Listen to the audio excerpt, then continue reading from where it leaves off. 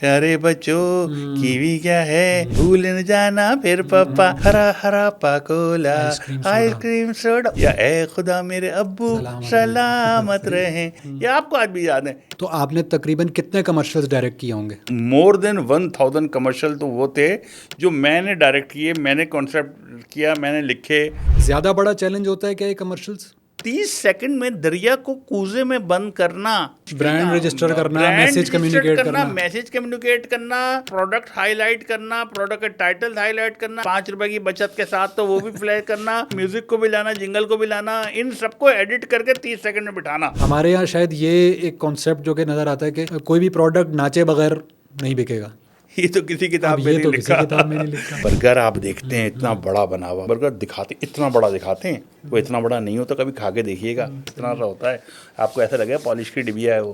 खैर ड्रामास बहुत किए, चांद ग्रहण, नंगे पाँव, कशकोल, नादान नादिया। एक ड्रामा बनाया हमने चांद ग्रहण, ओहो, उस पर हमारी टोटल उस ज़माने में कॉस्ट आई 18 लाख रुपए। जब पहली एपिसोड हमने ऑन एयर की उसकी, उस पे जो इश्तहारात मिले उसकी कॉस्ट 56 लाख रुपए थी। इस वक्त 20 ड्रामा को, कोई ड्रामा आपको याद नहीं होगा कि हम टीवी पे क्या चल रहा है, ARY पे क्या चल रहा है, जियो पे क्या चल रहा है। कहते ना ट्रेंड था कि सड़कें सुनसान हो जाती थी और लोग अपनी शादियां जो थी 9 बजे के बाद इसलिए रखते थे ड्रामा आएगा। मीनारे पाकिस्तान से टॉप शॉट गया बादशाही मस्जिद तक, तो इसके लिए तो हेलीकॉप्टर चाहिए था, एरियल फोटोग्राफी।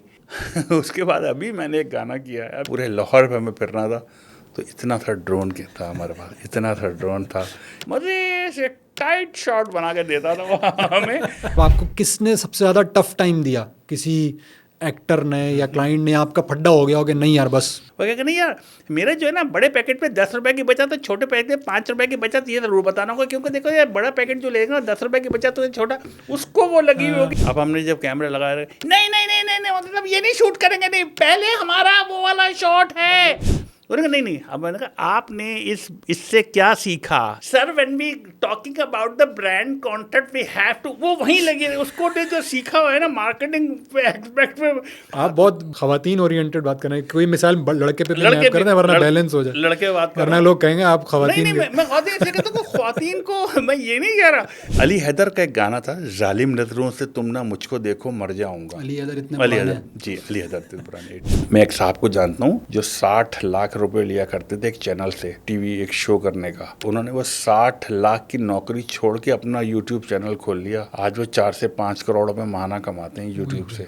अब भाई क्यों जाते हो नौकरियों के चक्करों में? तुम लोग क्यों हाथों में फाइलें लेके खड़े रहते हो ऑफिसों के बाहर? Choose a job you love and you will never have to work a day in your life. अस्सलाम वालेकुम, welcome to Asad Ejaz podcast. और आज मेरे साथ एक बहुत ही रिनाउंड पर्सनालिटी, डायरेक्टर, प्रोड्यूसर मोहतरम मोहसिन रिजवी साहब मौजूद हैं। मोहसिन साहब अस्सलाम वालेकुम। वालेकुम अस्सलाम जनाब, thank you very much. Sir कैसे हैं आप? ठीक ठाक हैं? अल्हम्दुलिल्लाह मैं देखता रहता था आपका जी पॉडकास्ट असद एजाज में, बड़ा ख़ास तौर पर रेहान अल्लाह वाला साहब के हवाले से मैंने काफ़ी चीज़ें देखी।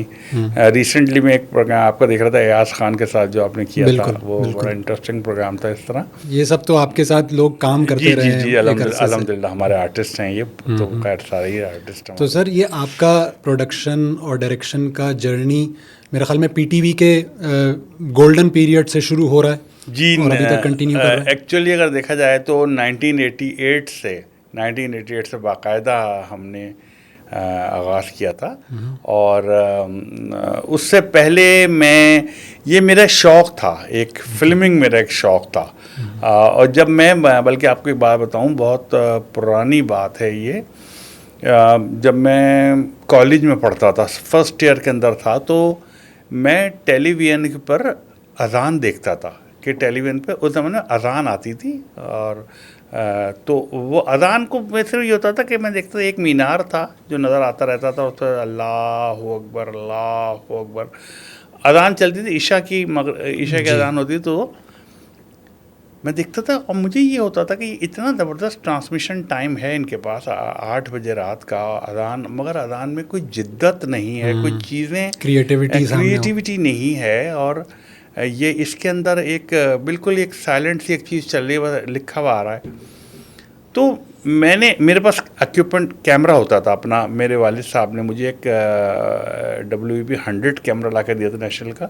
वो उससे पहले मैं फ़ोटोग्राफी किया करता था, तो वो शौक़ था, तो उन्होंने मुझे एक वीडियो कैमरा, उस ज़माने में वीडियो नई चीज़ थी, ज़रा बहुत नई चीज़ थी वीडियो कैमरा, क्योंकि उसके साथ वीडियो रिकॉर्डर भी लगता था, वीडियो कैमरा। बहरहाल वो चीज़ें मेरी अपनी थी। मैंने अपने जहन में सोचा, अपनी अकल से सोचा कि क्या कर सकते हैं। तो मेरे साथ एक मेरा असिस्टेंट होता था खालिद अली, वो आजकल अच्छी बड़ी चीज़ हैं क्रू फिल्म्स के। तो मैंने सोचा कि यार एक काम करते हैं, हम मुख्तलिफ मस्जिदों में जाके ना शूट करते हैं कि नमाज की तैयारी के लिए कैसे कैसे लोग।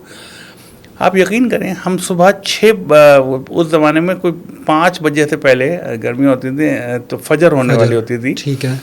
हम आराम बाग की एक मस्जिद है, वहाँ चले गए हम। अच्छा। कैमरा लेके, फजर होने वाली थी, अजान हो रही थी, तो मुख्तलिफ लोग नमाज के लिए आ रहे थे। तो बहुत अच्छा सीन था, उसमें दिखाया छोटा सा एक बच्चा है, वो अपने वालिद की उंगली पकड़ के आ रहा है। कोई वज़ू कर रहे हैं, कोई बच्चे, कुछ लोग वज़ू कर रहे हैं, तालाब है वहाँ बना हुआ, उस तालाब में वज़ू कर रहे हैं लोग, मस्जिद की तरफ जा रहे हैं, कुछ बैठे हुए तस्बीह पढ़ रहे हैं, कुछ सुन्नतें पढ़ रहे हैं। टाइम भी बड़ा पीसफुल, बहुत खूबसूरत है। मैंने बहुत दिल लगा के ना, मैंने पूरी फजर के उस वक्त से लेके और फजर के बाद तक मैंने उसको शूट किया। फिर मैं मुख्तलिफ मसाजिद, जहाँ जहाँ मुझे अच्छी मस्जिद, एक तूबा मस्जिद थी डिफेंस में, वहाँ मैं गया, वहाँ मुख्तलिफ 3-4 दिन लग के मैंने बहुत अच्छे अच्छे शॉट बनाए, लोग तस्बीह पढ़ रहे हैं। बहरहाल मेरे पास था VHS, सिर्फ VHS सिस्टम था जिस पे मुझे बिल्कुल नहीं उस ज़माने में अंदाज़ा, जब मैं फर्स्ट ईयर में था कि ये, खैर मैंने वो सब शूट किया। और शूट करने के बाद में वहाँ मुझे जब उसको उस एक अच्छी अज़ान, अब वो अज़ान भी मैंने मक्का मज़ूमा की एक अज़ान थी, वो ली। उस ज़माने में ऐसा नहीं था कि यूट्यूब या कोई चीज़ या गूगल आप उठा नहीं सकते थे, आपको लेना पड़ता था एक्चुअली। तो एक कैसेट आई थी, उस कैसेट से मैंने वो अज़ान, उस अज़ान के ऊपर मैंने फिर उसके वो शॉट्स बहुत खूबसूरती से इंसर्ट किए। अज़ान के एक एक शॉट, हैया अल फलाह, तो मौला इमाम तो मौज़ून किस तरह बुला रहे हैं, इस तरह। बहरहाल वो 3-4 दिन मैंने एडिट किया, और बहुत अच्छी मैंने वो अज़ान। उस वक्त किस चीज़ पर एडिट होती थी सर? क्योंकि आप तो मेरे पास VCR होते थे, VCR होते थे, 100 कैमरा होता, 100 VCR होते थे, 2 VCR रखे होते थे बीच में, हमने डायरेक्ट लगाया था। तो और हम उस ज़माने में एक इंसर्ट सिस्टम होता था कि ऑडियो आपने लगा दी, इंसर्ट, अब आपको वो काउंटर्स काउंट हो रहे होते थे कि जी जैसे 000 से लेके 0046 तक आपके पास इतनी जगह है, तो आपको उतना शॉट लगाना होता। तो बहुत ये तो हेक्टिक काम था। बहुत बाद में स्विचर, मिक्सर, एडिटर, ये चीज़ें आई। तो मैंने बहुत खूबसूरती से उसको वीडियो पे VHS के ऊपर एडिट करके उसको एक बनाई, और बग़ैर किसी को जानते हुए मैं पाकिस्तान टेलीविज़न स्टेडियम रोड पर चला गया, और वहाँ मैंने कहा कि मुझे मिलना है जो ये अज़ान वहाँ पे चलती है। उन्होंने मुझे, एक प्रोड्यूसर साहब थे, उनका नाम बताया कि जी ये करते हैं। मैंने कहा मिलना चाहता हूँ। उन्होंने मुझे उनसे अंदर बका, और उन्होंने बुलवा लिया मुझे। जी मैंने बताया, मैंने कहा आपकी अज़ान चलती है, मैं चाहता हूँ इसमें जिद्दत हो। अज़ान में क्या जिद्दत होगी, कहने ये चीज़ हम चलाते हैं अच्छी चीज़। मैंने कहा नहीं, मेरे पास एक चीज़ है, आप देखें। मैंने उनको दिखाई, तो वो बहुत देर तक देखते रहे। कुछ और लोग भी बुला लिए उन्होंने, इंजीनियर तक, किया, देखें ये अच्छी चीज़ है। उन्होंने कहा, मगर सर ये तो VHS पे बनी हुई है। उन्होंने कहा नहीं, इसको एक दफ़ा मगर अपने पास कॉपी कर लेंगे, उसके बाद हम, क्वालिटी अच्छी है, कोई लाइन नहीं है, कुछ नहीं है इसमें। तो उन्होंने मुझसे कहा अच्छा ठीक है, आप हमें किन टर्म्स पे देना। मैंने कोई टर्म्स नहीं है, आप ले लें। अब अगर चलेगी तो मुझे बहुत खुशी होगा, अगर इस काबिल है और आप समझते हैं। तो उन्होंने कहा अच्छा ठीक है, हम आपको बताते हैं। उन्होंने वो रख ली। बहरहाल को 3 दिन बाद उनको फ़ोन आया कि जी आज आप 8 बजे देखिएगा, अज़ान चलेगी। अच्छा, टेलीविज़न के वो नेशनल नेटवर्क पे चलेगी। तो वो खुशी का वहाँ से मुझे अंदाज़ा हुआ कि मैं कुछ कर सकता हूँ। तो that was the starting point. ये वहाँ से मुझे अंदाज़ा हुआ कि मतलब ये एक ऐसा काम है कि मतलब कोई हाथी घोड़े इतने नहीं लग रहे, हैवी इतनी नहीं, ये एक ईजी अच्छी। फिर जाहिर है उसके बाद फिर मैंने थोड़े इक्विपमेंट्स का भी, अच्छे प्रोफेशनल इक्विपमेंट और लेने शुरू किए, और वहाँ से एक आगाज़ हो गया कि मैं कुछ कर सकता हूँ। मैं समझता हूँ उस वक्त मैं 16 साल का था। ओके। 16 साल लेकिन करेक्ट टाइम के ऊपर आपको पता लग गया अपना इंटरेस्ट। जी जी जी, क्योंकि ये बड़ी इंपॉर्टेंट बात होती है। जी ये हम लोगों को 30 साल में पता लगता है यार हमें तो ये करना चाहिए था। मुझे वालिद साहब, मुझे याद है, मेरे वालिद अच्छे गवर्नमेंट सर्वेंट थे, he was commissioner income tax. और मुझे याद है वो मेरी चीज़ें बड़ी तवज्जो देते थे कि ये करो, वो करो, पढ़ाई करो, तुम आखिर करना क्या चाहते हो। तो इंटर में मैंने उनसे कहा, मैंने पापा मैं पाकिस्तान टेलीविजन का कैमरामैन बनना चाहता हूँ। अच्छा। मैंने कहा मुझे शौक है कैमरामैन बनने का। मैंने कहा नहीं कैमरामैन तो ऐसे ही। मैंने कहा नहीं पापा, मैं ना उनके साथ फिरा करूँगा, उनके साथ जहाँ शूट होगी करूँगा, और मुझे शौक है। तो खैर वो बड़े हंसे, उन्होंने कहा नहीं तुम अभी पढ़ाई मुकम्मल करो। वो मुझे जब भी मैं कोई चीज़ कहता था तो वो कहते थे पहले ग्रेजुएशन मुकम्मल करो, पहले ग्रेजुएशन मुकम्मल, फिर कुछ देखेंगे। सही।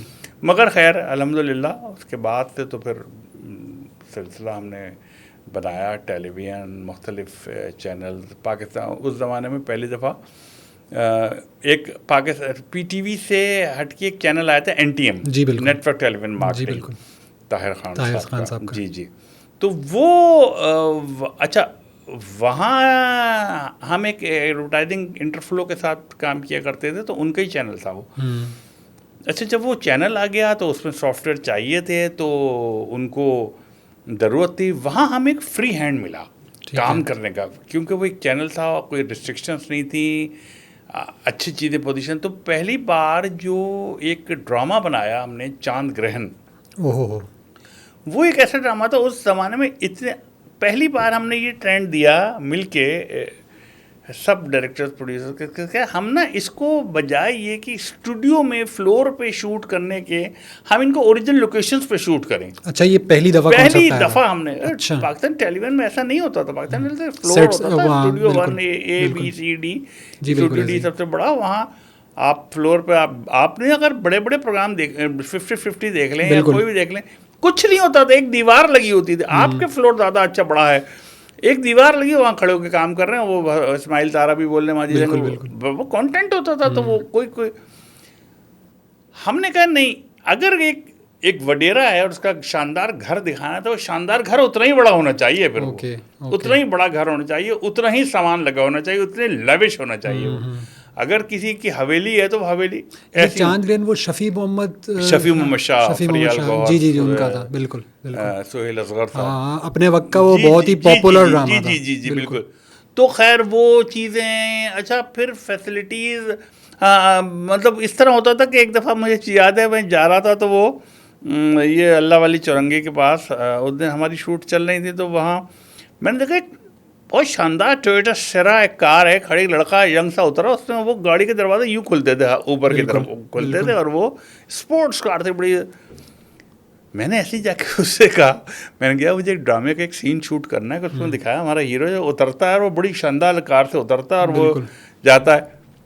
तो मैंने कहा मुझे ये गाड़ी, अगर आप मेरे साथ चलें और हम एक शूट करके हम आपको वापस भिजवा देंगे, 1 घंटे का काम है। तो उसने मुझे क्यों ले जा रहा है, आप गाड़ी ले जाइए, अच्छे वक्त तो अच्छे वक्त। तो उससे मुझसे गाड़ी आप ले जाइए, आपको छोटा सेरा। तो मैंने कहा जी देखें, कहते ये मेरे सामने ऑफिस है आर्मी ट्रेड सेंटर में, आप वहाँ मुझे दे जाइएगा जब भी फारिग हो जाए गाड़ी। ज़बरदस्त। मैंने कहा जी हाँ, हम खैर वो ले गए, हमने आके अपने हीरो के साथ शूट किया उस पर। वो तो बड़ी, तो बात करते हैं हमने लार्जर देन लाइफ, हमने ओरिजिनल चीज़ों पे शूट किया उसको।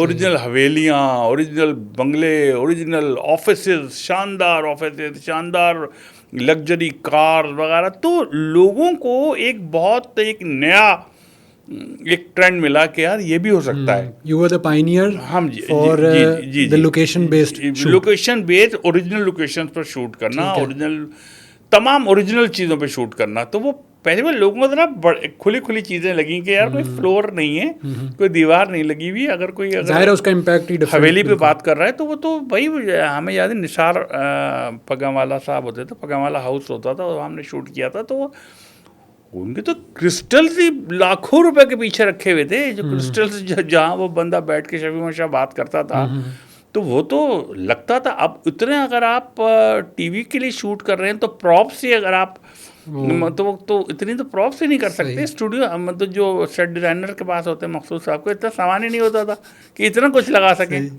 तो वो वहाँ से अच्छा मज़े की बात बताऊँ, उस ज़माने में जब वो ड्रामा शूट किया, और पहले ये होता था कि आप पूरा बनाएं, 13 एपिसोड आप पूरी रिकॉर्ड करें, जब 13 एपिसोड रिकॉर्ड हो जाएंगी फिर वो एडिट होगा, फिर वो चल लेंगे। अब तो ये होता है एक आप बनाए चला दें, दे दें, बन गई पहली एपिसोड, अभी दूसरी का पता ही नहीं है, चल भी गए एपिसोड। तो जब हमने 13 एपिसोड रिकॉर्ड कर ली तो उस पर हमारी टोटल उस ज़माने में कॉस्ट आई 18 लाख रुपए। 88 की बात हो रही है जी। ओके। अब 18 लाख का सुन के तो सब अच्छा, खुला हाथ था, खुला खर्च कर रहे थे, अच्छी फैसिलिटीज़ ले रहे थे, अच्छे इक्विपमेंट, अच्छी चीज़ें, देन फिर वो चीज़ खर्च करते थे। उस ज़माने में ये 18 लाख का ट्रेंड नहीं था। 18 लाख में ड्रामा मतलब 7 से 8 लाख। तो सब डर गए, उन्होंने कहा ये क्या कर दिया आपने, 18 लाख का ड्रामा। अब ये 18 लाख, हमने कहा था अच्छा नया चैनल था, मार्केटिंग टीम नई थी, नेटवर्क टेलीविजन एक नई कंपनी थी, तो ये भी पता नहीं था कि कमाएंगे क्या। खैर अल्लाह अल्लाह करके वो उसकी जो पहली एपिसोड हमने जगह एडिट करके हमने कहा अल्लाह मालिक अब तो हो गया, खर्चा हो गया जो होना था। कंपनी हम पे ट्रस्ट करती थी, ये लोग मालगान ट्रस्ट करते थे, उन्होंने कहा अच्छा चलो एक अच्छी चीज़ से बन रही। जब पहली एपिसोड हमने ऑन एयर की उसकी, उस पर जो इश्तहारात मिले उसकी कॉस्ट 56 लाख रुपए थी।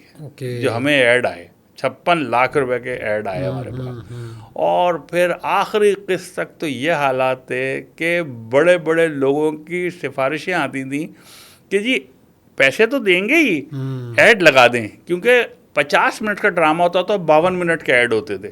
ये हालात आ गए थे एक ज़माने में कि इतना ऐड होते थे। तो वहाँ से फिर एक हमारा कॉन्फिडेंस डेवलप हो गया। ठीक कि जी अच्छा काम अगर है तो उस पर लोग अप्रिशिएट भी, और फिर लोग उस ज़माने में देखते थे। अब तो ये यूट्यूब भी आ गया कि उस पर मिलियन फॉलोइंग। उस ज़माने ऐसा नहीं, उसमें चैनल एक ही होता था और एक ही दफ़ा चलता था ड्रामा बस हफ्ते में। रिकॉर्डिंग भी नहीं। हाँ, कौन किसके पास रिकॉर्डिंग, कुछ भी नहीं, रिपीट टेलीकास्ट भी थोड़े अरसे बाद ही, सब चीज़ें वो उस पर कोई चलता था, आप देखते थे बस। तो लोग बैठ के देखा, वो जो इंतजार करते थे कि 8 बजे का टाइम है तो भाई जरा ये जी वो जो कहते हैं ना ट्रेंड था कि सड़कें सुनसान हो जाती थी और लोग अपनी शादियां जो थी 9 बजे के बाद इसलिए रखते थे कि ड्रामा आएगा, कोई नहीं निकलेगा बाहर। तो वो क्योंकि कंपटीशन था जी, और सरकारी चैनल के साथ एक और चैनल आ गया था, तो आपके पास एक नया ऑप्शन आ गया लोगों के पास, तो लोग देखते थे। तो सर ड्रामा के साथ आपने फिर कमर्शियल्स का भी एक काम शुरू किया? अच्छा खैर ड्रामास बहुत किए, बहुत चांद ग्रहण, नंगे पाँव, कशकोल, नादान नादिया, मुख्तलिफ ये सब NTM के साथ मिलके ये चीज़ें की। अच्छा ये जो चीज़ें थी ना, मैं देखता था ये ड्रामा एक लिमिटेड किस्म की चीज़ होता था, लिमिटेड आमदनी वाली चीज़ होती थी। अच्छा उसके बाद एक प्रोजेक्ट है बस। अच्छा फिर एक ड्रामा सीरियल उठा लेने का मतलब है 3 से 4 महीने लग जाना। बिल्कुल ऐसे ही। आपको शूट है, फिर एडिट है, फिर वो इंटरफ्लो कम्युनिकेशंस के साथ हमें बड़ा अच्छे लोगों का साथ मिला। एक रिमिल खान होते थे हमारे साथ, रिमिल खान, असलम परवेज़ साहब का नाम सुना होगा आपने, फिल्म एक्टर असलम परवेज़, उनके बेटे थे। ठीक है। वो हुए नूर अली साहब हुए, नूर अली एक प्रोड्यूसर होते थे हमारे, एक कैमरामैन समझ लिया उनको, बट वो प्रोड्यूसर।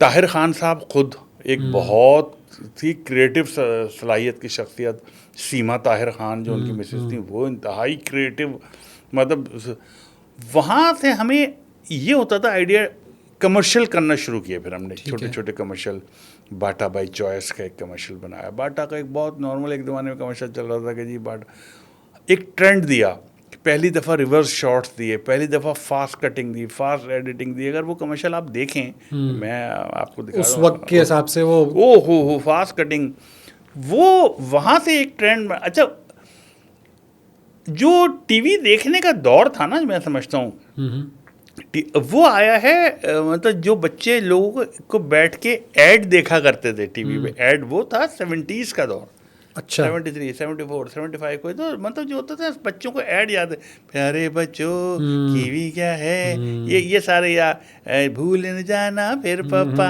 या आपको आज भी याद है, या ए खुदा मेरे अब्बू सलामत रहें। सलामत सही, रहे। सही। ये ऐड के दौर थे, लोग आज के ऐड नहीं याद लोगों को, तो वो दौर कैसे बना लो। तो हमने उस जमाने में ट्रेंड दिया, फास्ट एडिट कर, कलरफुल अच्छे मॉडल, यंग लड़की जनरेशन वगैरह के साथ, और वो तो फिर हिट होते चले गए वहाँ, तो फिर भरमार लग गई, फिर तो बेशुमार, तो बाटा, तो नेस्ले, तो आपने वो जो अर्ली पीरियड आपने गुजारा, उसके बाद से अब तक, अब ज़रा फास्ट फॉरवर्ड करके हम अगर आ जाएं, तो आपने तकरीबन कितने कमर्शियल्स डायरेक्ट किए होंगे? अब से पीछे कुछ 1, 2, 3 साल पहले मैं पूरा रिकॉर्ड लाइनअप कर रहा था अपना, Okay. जो चीज़ मेरे पास थी, तो मोर देन 1000 कमर्शियल तो वो थे जो मैंने डायरेक्ट किए, मैंने कॉन्सेप्ट किया, मैंने लिखे, प्रोड्यूस किए, जो मेरे अपनी कलेक्शन में थी। वो 1000 से ज़्यादा थे जो मैंने डायरेक्ट किए अच्छा। कमर्शियल, जो ऑन, और ये वो कमर्शियल है, हम उसको कमर्शियल गिनते हैं जो ऑन एयर हो जाए। ओके। काम तो बीच में बहुत हो रहे होते फिर हैं, वो approvals प्रपोजल और जारी वो, होती हाँ, हैं, बिल्कुल। मगर जो ऑन एयर हो, चैनल्स पे ऑन एयर हो, इसमें बेशुमार लोकल, नेशनल, मल्टीनेशनल सारे ही शामिल हैं इसके अंदर। तो 1000 से ज़्यादा तो मेरा वो रिकॉर्ड था जो मैं आज से चंद साल पहले मैंने कंपाइल किया था, जो आज भी लिस्ट मौजूद है मेरे पास कि ये वो कमर्शियल हैं। तो मोर देन 1000 हो चुके थे, अगर मैं इसको शुरू से लगाऊं आज तक, जो आप मैंने इसको खुद किए। कंपेयर करें और डायरेक्टर से, तो आपके नंबर ऑफ कमर्शियल्स, आपके नंबर ऑफ कमर्शियल से ज़्यादा किसी डायरेक्टर के पाकिस्तान के अंदर हैं? जी, कितने लोग जब ऐसे? मैं आ रहा था इस फील्ड में, जब मैं इस फील्ड में आया भी नहीं था, तो मुझे याद है मैं टेलीविज़न पर एक गाना देखा करता था, क्योंकि शौक़ था यही, एडिटिंग फिल्मिंग का जी, शौक़ जी, था। जी। तो इतना, अली हैदर का एक गाना था, जालिम नज़रों से तुम ना मुझको देखो मर जाऊंगा। अली हैदर इतने अली पुराने हैदर, जी, अली हैदर इतने पुराने 80s के। ठीक तो है। अच्छा, वो वीडियो सॉन्ग्स का दौर नया नया आया था उस बिल्कुल ऐसे ही। ज़माने में। वाइटर साइन का एक दिल दिल पाकिस्तान जो शोएब मंसूर साहब ने शूट किया था, अच्छा वो सिवाय उसके अंदर एक मोटरसाइकिल घूम रही है और कैमरा उसके कैमरा गिर्द घूम रोटेट रहा है, कर वो रहा है, गिटार और लगा हुआ है। अच्छा था। अच्छा, ये वो दौर था जब लोग जैसे मोहम्मद अली शेखी का गाना है या जैसे किसी का, तो वो खड़े होके गाते थे तेरे हुए, या वो अल्लाह अल्लाह कर भैया अगर है तो अल्लाह फ़कीर, और वो एक जगह गा रहे हैं। बिल्कुल। ये वो दौर था। तो इधर जब ट्रेंड चेंज हुआ तो शोएब मंसूर साहब ने वो गाना शूट किया, दिल दिल पाकिस्तान, तो वो ज़रा अच्छा डिफरेंट थी एक चीज़। उसके बाद जब मैंने ये गाना देखा ना, जालिम नज़रों से तुम ना मुझको देखो मर जाऊंगा, ये इस गाने मुझे इंस्पायर बहुत किया कि इसके अंदर इतनी चीज़ें चल रही थी, जो टेक्नोलॉजीज चल रही थी इसके अंदर उस ज़माने में, DME DFS वो हमने कभी देखा भी नहीं था। ओके। तो मुझे बहुत हैरत हुई कि यार ये किसने बनाया है गाना, इतना शानदार, इतनी लोकेशन, चौकंडी भी लोकेशन है तो कराची के, समंदर भी लोकेशन है तो कहीं बीच में वो समंदर में खड़ा गिटार भी बजा रहा है, गा रहा है, और आंखों के लड़की के, और वो कट्स आते थे उसके कट्स। अंदर। बिल्कुल। मुझे ये हुआ कि ये किसने बनाया है। तो आपका सवाल, मैंने जब रिसर्च किया पता लगा एक साहब है नवीद उमर थानवी, ओके। उन्होंने किया ये गाना। ओ हो, मुझे तो बड़ा इश्तियाक हो गया नवीद उमर थानवी साहब से मिलने का, कि जिसने इतना क्रिएटिव काम किया है, ये शख्स कौन है। तो आपका सवाल का जवाब कि मुझसे भी ज़्यादा काम किया, तो हाँ वो थे, वो 80s से, अर्ली 80s से काम कर रहे थे ये, और उनके क्रेडिट पे इतने बड़े बड़े कमर्शियल हैं। उनकी कंपनी का नाम था क्रिएशन 365। ओके। और वाकई वो साल में 365 कमर्शियल बना लेते थे। अच्छा। वो इस टाइम क्या, और इतना क्रिएटिव आदमी है। तो मैं तो नहीं समझता कि उनसे ज़्यादा काम पाकिस्तान में किसी डायरेक्टर ने टेलीविजन कमर्शियल किया होगा। नवीद उमर थानवी, उनका पूरा ख़ानदान, एक रशीद उमर थानवी व रशीद, ये सब, शौकत थानवी, ये एक वो लोग हैं जो लेजेंड्स हैं अपने। तो उन्होंने उनसे ज़्यादा कमर्शियल नहीं अच्छा, करते आपने जो पूरे कमर्शियल्स का किया, क्योंकि देखें ड्रामे के अंदर तो 60 मिनट्स या 40 मिनट्स की जी, जी, एपिसोड जी। है, लेकिन कमर्शियल्स तो 30 है ही सेकंड। 20 सेकंड्स, 30 अब और बल्कि कम स्क्वीज, अब तो और बहुत स्क्वीज होता है। ज़्यादा बड़ा चैलेंज होता है क्या ये कमर्शियल्स? देखिए, ड्रामे में तो आप शूट करते चले जाएं, आज़ादी है आपकी ना, 30 मिनट है, 50 मिनट तक का आपकी वह गुंजाइश, आप करते चले जाएं, एडिट करेंगे, काट लेंगे। 30 सेकंड में दरिया को कूजे में बंद करना आपके लिए बड़ा मुश्किल है। ब्रांड रजिस्टर करना, मैसेज कम्युनिकेट करना, मैसेज कम्युनिकेट करना, आपको प्रोडक्ट हाईलाइट करना, प्रोडक्ट के टाइटल हाईलाइट करना, अगर फ्लैशर है उसके साथ के जी 5 रुपए की बचत के साथ तो वो भी फ्लैश करना उस ह्यूमर को भी लाना, अगर ह्यूमर है कॉमेडी को भी लाना, म्यूजिक को भी लाना, जिंगल को भी लाना, इन सबको एडिट करके 30 सेकंड में बिठाना। बिल्कुल ये और अच्छा 30 सेकंड के लिए आपको पता है 2 से 3 दिन की शूट होती है पूरी। सही, 2 से 3 दिन की शूट, 3 दिन की शूट का मतलब है उस अगर मैं बात करूं 35 mm नेगेटिव के तो 8 डब्बे नेगेटिव के, 8 डब्बे नेगेटिव। अगर आप बात कर रहे हैं कैसेट्स की, बीटा की, यूमैटिक की या डिजी बीटा की या आईमैक्स की, तो 4 से 6 कैसेट्स, 60 मिनट की 4 से 6 कैसेट्स, यानी 240 मिनट लेके बैठना और 30 सेकंड में काटना।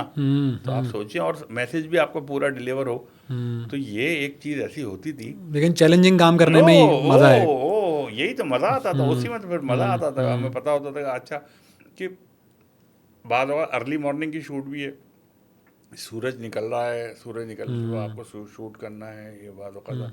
अच्छा कभी आप कराची में शूट कर रहे हैं, रिक्वायरमेंट है, कभी आप नथिया गली में, नॉर्दर्न एरियाज चाहिए आपको, सही बात है, कभी आप पाकिस्तान से बाहर चले गए, पाकिस्तान से बाहर बहुत शूट कर ली। मुख्तलिफ फैसिलिटीज़ पाकिस्तान से बाहर बहुत अच्छी मौजूद थी, जब हमें वक्त के साथ साथ पता लगा, तो वहाँ जाके काम करना, उन टेक्नीशियंस के साथ काम करना, उन लोकेशंस पर काम करना, तो अच्छा फिर उनको मर्ज करना पाकिस्तान के साथ, वो चीज़ें लाके, तो बिलाशुबा ये तो 30 सेकंड का काम। तो मैं देखें पाकिस्तान में अगर आप जब हमने स्टार्ट किया ना ये कमर्शियल मेकिंग, तो अगर आप टीवी कमर्शियल प्रोड्यूसर डायरेक्टर उस ज़माने जब हम 90s का पूरा आप दौर देख लें, 88 तो खैर बहुत अर्ली हो गया, 90 से लेके और 95, 96 बल्कि 2000 तक, इन 10 सालों में अगर पाकिस्तान इंडस्ट्री में किसी ने टेलीविजन कमर्शियल्स का बाकायदा काम किया है तो टोटल 6 से 7 लोग थे। अच्छा, टोटल 6 से 7 लोग थे जो काम 2000 तक। जी 2000 तक, 90 से 2000 एरा की मैं बात कर रहा हूँ। ओके, जिसमें जो सीनियर्स थे जिनके क्रेडिट पे ज़्यादा काम, जैसे आसिम रज़ा साहब, साकिब मलिक साहब, नवीद उमर थानवी साहब, असदुल हक, वकास अहमद, मैं, मोहसिन रिजवी, इस तरह ये चंद लोग काम करते थे। इतने लोग ज़्यादा इन्वॉल्व नहीं थे। आयशा जलील थी, मुख्तलिफ, तो मतलब अगर उंगलियों पे गिन सकते हैं 6 से। ये तो अब आपका ट्रेंड है कि आपको 20 लोग, अब मैं क्रेडिट्स देखता हूँ तो मैं मतलब देख पा के मुझे, मैं तो जानता भी नहीं किसी को उनमें से, उनमें नाम ही चंद होते थे। 3 DOP होते थे टोटल जो अच्छा काम कर रहे थे, जो अच्छा काम पूरी इंडस्ट्री में पाकिस्तान। अली मोहम्मद साहब director of photography, Salman Razzaq साहब, और सलीम, एक सलीम साहब होते थे, सलीम दाद जिनका, ये 3 लोग। बाकी टीवी के कैमरामैन का भी असरार साहब हायर कर लिया, तनवीर साहब का हायर कर लिया, मगर ये 3 लोग काम कर रहे थे। टॉप एडिटर्स जो थे, जो फिल्म एडिट कर रहे थे टॉप के, वो 3 से 4 लोग थे। आजम खान साहब थे, आमिर सैफ साहब थे, तनवीर थे, ये मुइन थे, ये चंद लोग का, मतलब मैं कह रहा हूँ उंगलियों पर गिन के इंडस्ट्री बता सकते हैं। ये वो दौर था। ये तो अब दौर है कि मतलब जिसके पास ये कैमरा DSLR है वो शूट कर रहा है। उस ज़माने में तो हमारा कैमरा जो सिर्फ एरी फ्लेक्स 4 होता था, एरी 2 आया था एक ज़माने में, एरी 1, एरी 2, जिन पे दुनिया भर की आपने मूवीज़ फिल्में देखी, आलम आरा से लेके आप टाइटैनिक तक देख लें, ये एरी पे बनी फिल्म है, 35 mm पे बनी फिल्म है। तो एरी 1, एरी 2, एरी 3, एरी 4 1.5 करोड़ रुपए का कैमरा होता था उस वक्त। जी उस वक्त भी 1.5 करोड़ रुपए का कैमरा होता था वो एरी। और उस 1.5 करोड़ रुपए के कैमरे का जब 8 घंटे के लिए आता था, ठीक 8 घंटे, तो 1.5 लाख रुपए किराया था उसका, सिर्फ उस कैमरे का।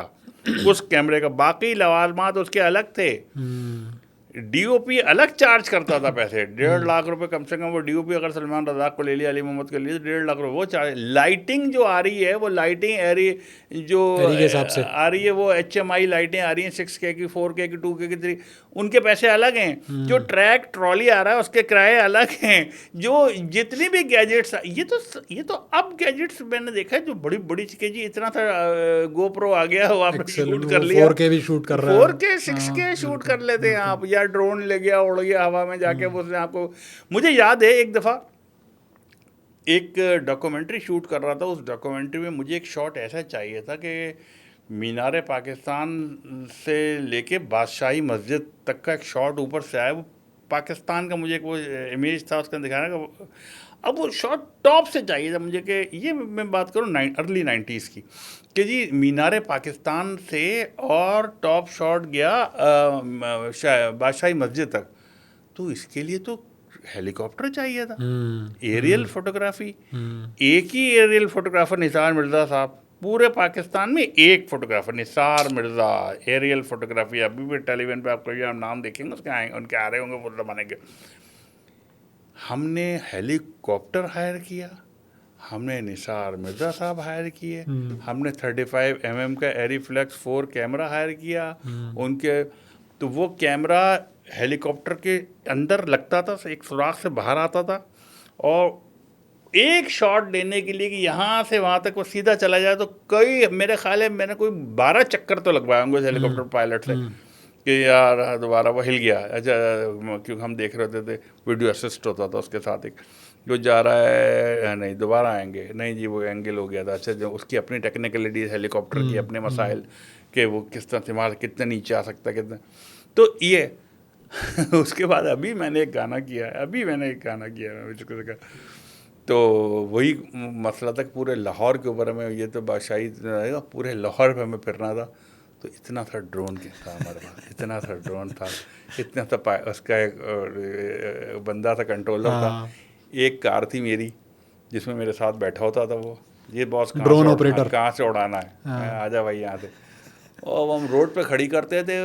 अच्छा, खड़े हम रोड पे, वो है बादशाही और वो है मीनार, और वो यहाँ से उड़ाता था, वहाँ जाता था, वो घूम, वो मुझे नजर आ रहा होता, आपको वहाँ नजर नहीं आ रहा, यहाँ नजर मुझे स्क्रीन पे नजर आ रहा होता, शानदार स्क्रीन पे। अब मैं उसको कह रहा हूँ नीचे ले आओ, थोड़ा नीचे, वो नीचे ले आता था, घुमाओ उसको इधर, मजे से टाइट शॉट बना के देता था वो हमें, और पूरे लाहौर के शॉट्स वो हमें।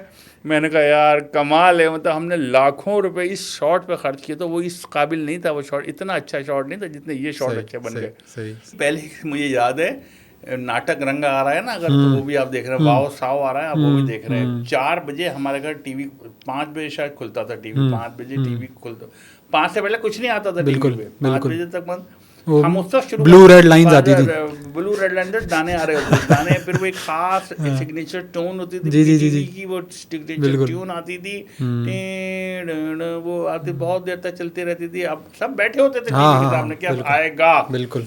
फिर ब्लैक होता था, फिर बिस्मिल्लाहिर्रहमानिर्रहीम से स्टार्ट करते थे प्रोग्राम, बसीरत आता था, फिर तो बसीरत, उसके बाद नाटक रंग, उसके बाद वाओ साओ, सिंधी प्रोग्राम, क्योंकि रीजनल था कराची, तो रीजनल प्रोग्राम आते थे, तो वो फिर कहीं बच्चों की कहानी, नई पुरानी एक कहानी, फिर कोई कार्टून देखते आप सब थे। जब प्राइम टाइम 8 बजे, प्राइम टाइम 8 बजे ड्रामा, एक ड्रामा वारिस, खुदा की बस्ती, या अंकल उर्फी, या किरण कहानी, या देर दबर पेश, ये वो ड्रामे। और लोग इसका अगले दिन स्कूल में बातें हुई, यार हसनात भाई ने देखा था क्या, चाकू निकाल लिया था कल, हाँ तो आप उसको डिस्कस करते थे इतना, क्योंकि सबने वही देखा होता था, सबकी मेंटल एक अप्रोच वही थी, सब वही देख रहे होते, सब उसको डिस्कस कर लेते। आप कैसे करेंगे, आपको पता ही नहीं, आपका इस वक्त आप मुझे अगर 20 ड्रामा का कोई ड्रामा आपको याद नहीं होगा, हम टीवी पे क्या चल रहा है, ARY पे क्या चल रहा है, जियो पे क्या चल रहा है, समा पे सबके अलग चीजें चल रही हैं। अच्छा, फिर इतनी चीजें हैं, फिर वो पॉलिटिकल कंटेंट्स अलग हैं जो आपको, क्योंकि प्राइम टाइम वो उस पे चला गया ना, टॉक शोज पे चला गया, अब टॉक शो चल रहा है, आप देख रहे हैं, तो आप वो चीजें, किसी को अगर आपके घर में 6 लोग हैं तो 6 लोग अलग चीजें देख रहे हैं, तो आपको याद ही नहीं। फिर दूसरी OTTs जो आ गई हैं, फिर फिर ये नेटफ्लिक्स, फिर ये आप आपके अपने सीजन हैं, आप वो चीज़ें देख रहे हैं, बढ़ गई है। अच्छा फिर देखिए एक और बात बताऊं, वही टीवी होने के बावजूद इतने टीवी मैं ज़्यादातर चीज़ें इस पर देखता हूँ। ये वे रात को ये मेरे लिए आसान हो जाता है दादा, रात 2-2:30 बजे 3-4 बजे करके वीडियो ऑन डिमांड वाला जो है ना कि अब जब भी लगा, देखा उसमें कोई चीज़ आ गई देख ली, ड्रामा देख लिया। ड्रामे अब आप देखें जो ये हाल हो गया है कि जो जैसे अगर मैं बात करूँ हुमायूं सईद की प्रोडक्शन मेरे पास तुम होगी, वो इतना टेलीविज़न से नहीं कमाया उन्होंने जितना यूट्यूब से कमा लिया उन्होंने। ओके यूट्यूब पे जो उनकी बिलियंस की वो फिर सिनेमा में लगा दिया उन्होंने। वो जो लास्ट किस जो लगाई, बिल्कुल लगा दी, लोग सिनेमा में देख रहे हैं। यूट्यूब से इतनी अर्निंग है। आपको पता है इस वक्त आप भी एक काम कर रहे हैं, मगर मैं आपको कुछ लोगों की मिसालें दूं जो करोड़ों पाकिस्तान के कराची के लड़के लोग जो करोड़ों रुपए कमाते हैं यूट्यूब से माहाना। मैं एक साहब को जानता हूँ जो 60 लाख रुपए लिया करते थे एक चैनल से टीवी एक शो करने का, और उन्होंने वो 60 लाख की नौकरी छोड़ के अपना यूट्यूब चैनल खोल लिया। आज वो 4 से 5 करोड़ रुपए माहाना कमाते हैं यूट्यूब से। अच्छा जी, वो साहब कुछ नहीं, वो अपने इतनी इसी जगह पे बैठे हुए अपने घर में उन्होंने लगाया हुआ है, अपने घर में वो बोल रहे हैं, अपने घर में यही कैमरे लगे हुए उनके बाद DSLR, और वो सामने बोलते हैं। और वह कितने लोग ऐसे हैं, कितने लोग भाई, जब हरीम शाह इतने कमा सकती हैं, हरीम शाह जो उनके साथ की जो है वो माशाल्लाह ठीक है ना, वो अपने कंटेंट से कमा रही है ना, अपनी चीज़ों से कमा रही हैं, या मुख्तलिफ लोग। मैं एक देख रहा था कि कोई पंजाब के किसी गांव की लड़की है जो सिर्फ साग बनाती है, ऐसा ही है। बहुत मतलब ये जो हमारे इंटीरियर वाला एरिया है उसकी बहुत सारी वीडियो आप देखते हैं यार, इनकी इतनी बड़ी व्यूअरशिप। वो खेतों से साग तोड़ के लाती है और घर में साग बना उसकी वीडियो बनाती है, मोबाइल कैमरे उसका मियां बनाता है। उन्होंने उस जगह चिनियोट में कहा अपना बहुत शानदार घर बनाया है उस पैसे से जो यूट्यूब दे रहा है। एक बच्चा है यहाँ कराची में जो 12 साल का है, उसने शानदार घर तैयार किया, अपना बनाया है उसने। आप अच्छा फिर चले आप नादिर अली को देखें, पी4 पकाऊ। नादिर अली बहुत बेचारे ने अपने मोबाइल से स्टार्ट किया था कि वो जाके प्रैंक्स करता था वो। आज आप उसका स्टाइल देखें, माशाअल्लाह अल्हम्दुलिल्लाह, मैं ये कह रहा हूँ ना कि अपनी मेहनत से कमाया है ना उसने। फिर वही बात आ जाती है ना कि आज फिर लोग शिकायत क्यों करते हैं इस बात की कि यार नौकरियां नहीं है, हमारे पाकिस्तान में नौकरियां नहीं है, हमारे पास वो नहीं है, हम क्या करें। हाँ, अब भाई क्यों जाते हो नौकरियों के चक्करों में? तुम लोग क्यों हाथों में फाइलें लेके खड़े रहते हो ऑफिसों के बाहर? अपना काम क्यों नहीं करते? जब मैं जॉब करता था ना, मेरी बहुत अच्छी सैलरी थी, बहुत अच्छी सैलरी थी। और किस फील्ड में आप करते थे? एडवर्टाइजिंग में काम करता था। चले मैं बताऊँ, इंटरफ्लो कम्युनिकेशन के साथ में काम करता था और एडवर्टाइजिंग के ऑडियो विजुअल डिपार्टमेंट का हेड था, और ये फिल्मिंग सारी करना मेरा काम होता था। और मैं टीवी कमर्शियल्स बनाया करता था विद द हेल्प ऑफ पूरी टीम के साथ ने बनाएगा। बहुत अच्छी माशाल्लाह अल्हम्दुलिल्लाह सैलरी, उस ज़माने में मुझे बहुत अच्छी सैलरी मिलती थी। मुझे गाड़ी दी हुई थी, मुझे अनलिमिटेड फ्यूल था, पेट्रोल था मेरे पास, तमाम फैसिलिटीज़ मेरे पास। मैं दुनिया भर में जहाँ भी जाना चाहता था मैं डिसाइड करता था कि मुझे इधर टेलीसीन करने में चले जाते थे। ये हाल था। मेरे फादर के एक दोस्त होते थे याकूब मिर्ज़ा साहब, वो भी कमिश्नर थे इनकम टैक्स के। वो बड़े ना स्ट्रेट फॉरवर्ड आदमी होते थे। एक दिन हमारे घर आए हुए थे पापा के पास मिलने, और उन्होंने मुझसे पूछा तुम क्या कर रहे हो आजकल? मैंने बताया जी मैं इंटरफ्लो में हूँ, मैं इस तरह मैं काम करता हूँ, कंपनी में करता हूँ। और मुझे पापा ने कहा नहीं इसकी जॉब बहुत अच्छी है, इसकी बहुत अच्छी सैलरी मिलती है, बहुत अच्छा काम है। क्या करते हो तुम? मैंने कहा जी मैं कमर्शियल बनाता हूँ। कमर्शियल बना के क्या करते हो? मैंने कहा जी कितने में बनता है कमर्शियल? मैंने कहा जी वो तो बनता है डिपेंड करता है। अच्छा डिफेंसिव होता है। हाँ, कह लेंगे कि वो फिर कितने का बिकता है? मैंने कहा जी तो अच्छा 50 लाख 60 लाख 70 लाख रुपए भी, इससे भी ज़्यादा जाता। भी हमने 1.25 करोड़ का कमर्शियल बनाया, क्लाइंट 1.25 करोड़ रुपये दी। तुम्हें क्या मिलता है? मुझे कहले महीने में कितने कमर्शियल बनाते हो? मैंने कहा 4-5 तो बन जाते हैं। सही है, कैलकुलेशन हो रही है। तुम्हें क्या मिलता है? मैंने कहा जी मुझे तो इतने मिलते हैं। काम सारा तुम करते हो? मिलते तो मुझे 50-60 हज़ार रुपये। और तुम 1.25 करोड़ का काम करके देते हो, 1.25 करोड़ में कितनी बचत है? मैंने कहा जी तकरीबन 70 लाख रुपए की बचत है, और तुम्हें ये मिला, ये तुम खुद क्यों नहीं करते सारा काम? पहली बार किसी ने मेरे क्लिक हुआ आपको। दिमाग में ये बात डाली। एक वो जो आप कोलू का बैल होता है ना, उसको देखे ना, वो रोज एक ही काम करता रहता है, उसको कुछ नहीं पता मैं क्या करूँगा, सही बात वो एक ही काम घूमता रहेगा, वो उसका काम है मुझे घूमना है। तो हम उन फैसिलिटीज़ में अल्हम्दुलिल्लाह इतने खुश थे कि वो यार ये तो हमें तो यार इतनी पैसे मिलते हैं, हमें तो इतना वो फैसिलिटीज़ मिल, बारात मिली हुई है, हम जो चाहें कहीं दुनिया में चले जाएं। उन्होंने कहा अपना करो ना, तो अब तुम खुद क्यों नहीं कर, तुम पूरा काम कर सकते हो जी? मैंने कहा मैं ही करता हूँ पूरा काम, तो तुम अपने लिए क्यों नहीं करते काम, दूसरों के लिए क्यों करते हो? पहली बार मुझे ये बात लगी कि हम ये भी तो कर सकते हैं, पहली बार। फिर हमारे ये क्लाइंट थे, उन्होंने मुझसे कहा कि यार देखो तुम बनाते हो ना, तुम तो जहाँ भी हो कि मतलब तुमसे ही बनवाऊंगा, हमें क्या, अगर एक चीज़ हमें 50-60 लाख की बन रही हो, तुम अगर मैं 30 लाख की बनाते हो, हम तो तुमसे बनवा लेंगे, तुम ही काम। इस तरह और भी बहुत से मोटिवेटिंग फिर मैंने फैक्टर्स आ गए आपको। इस तरफ देखना शुरू किया कौन कौन मेरे लिए, मुझे मार्केट खुली नज़र आई पूरी की दुनिया, हर एक मुझे जानता है, मेरे नाम से जानता है, मैं ये काम करता हूँ। तो मार्केट बस वो तो कुछ टर्निंग पॉइंट्स होते हैं। ये सारे बच्चे जिनकी मैं मिसालें दे रहा हूँ, जो 12 साल का बच्चा जो बना रहा है, या वो औरत जो चिनियोट के गांव में रहती है, जो या हमारे ये जो अच्छे एंकर्स हैं जो करोड़ों, ये भी तो इंसान हैं। बिल्कुल। इनको क्या ज़रूरत है कि सुबह 7 बजे तो उठ के तैयार होके वो भगा के आगे चुंदरी को रोड पे एक ऑफिस में जाके लिफ्ट का इंतजार करेंगे, मैं ऊपर जाऊंगा और फिर मैं बैठा रहूँगा 5:30 बजे।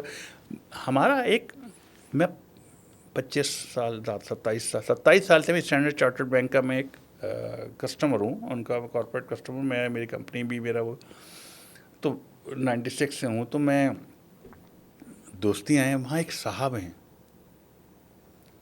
बैंक खुलता है 9 बजे, ठीक है, मगर स्टाफ को आना होता है 8 बजे। ओके, ठीक है, वह हर बैंक जाहिर है, बिल्कुल पहले आना। 8 बजे उनको आना होता है, 9 बजे वो अपना काम स्टार्ट करते हैं, 9 बजे पब्लिक के लिए ऑन हो जाता है। उस 8 बजे आने के लिए वो गुलिस्तान जौहर में रहते हैं, उनको 7 बजे आना पड़ता है, 7 बजे निकलना पड़ता है।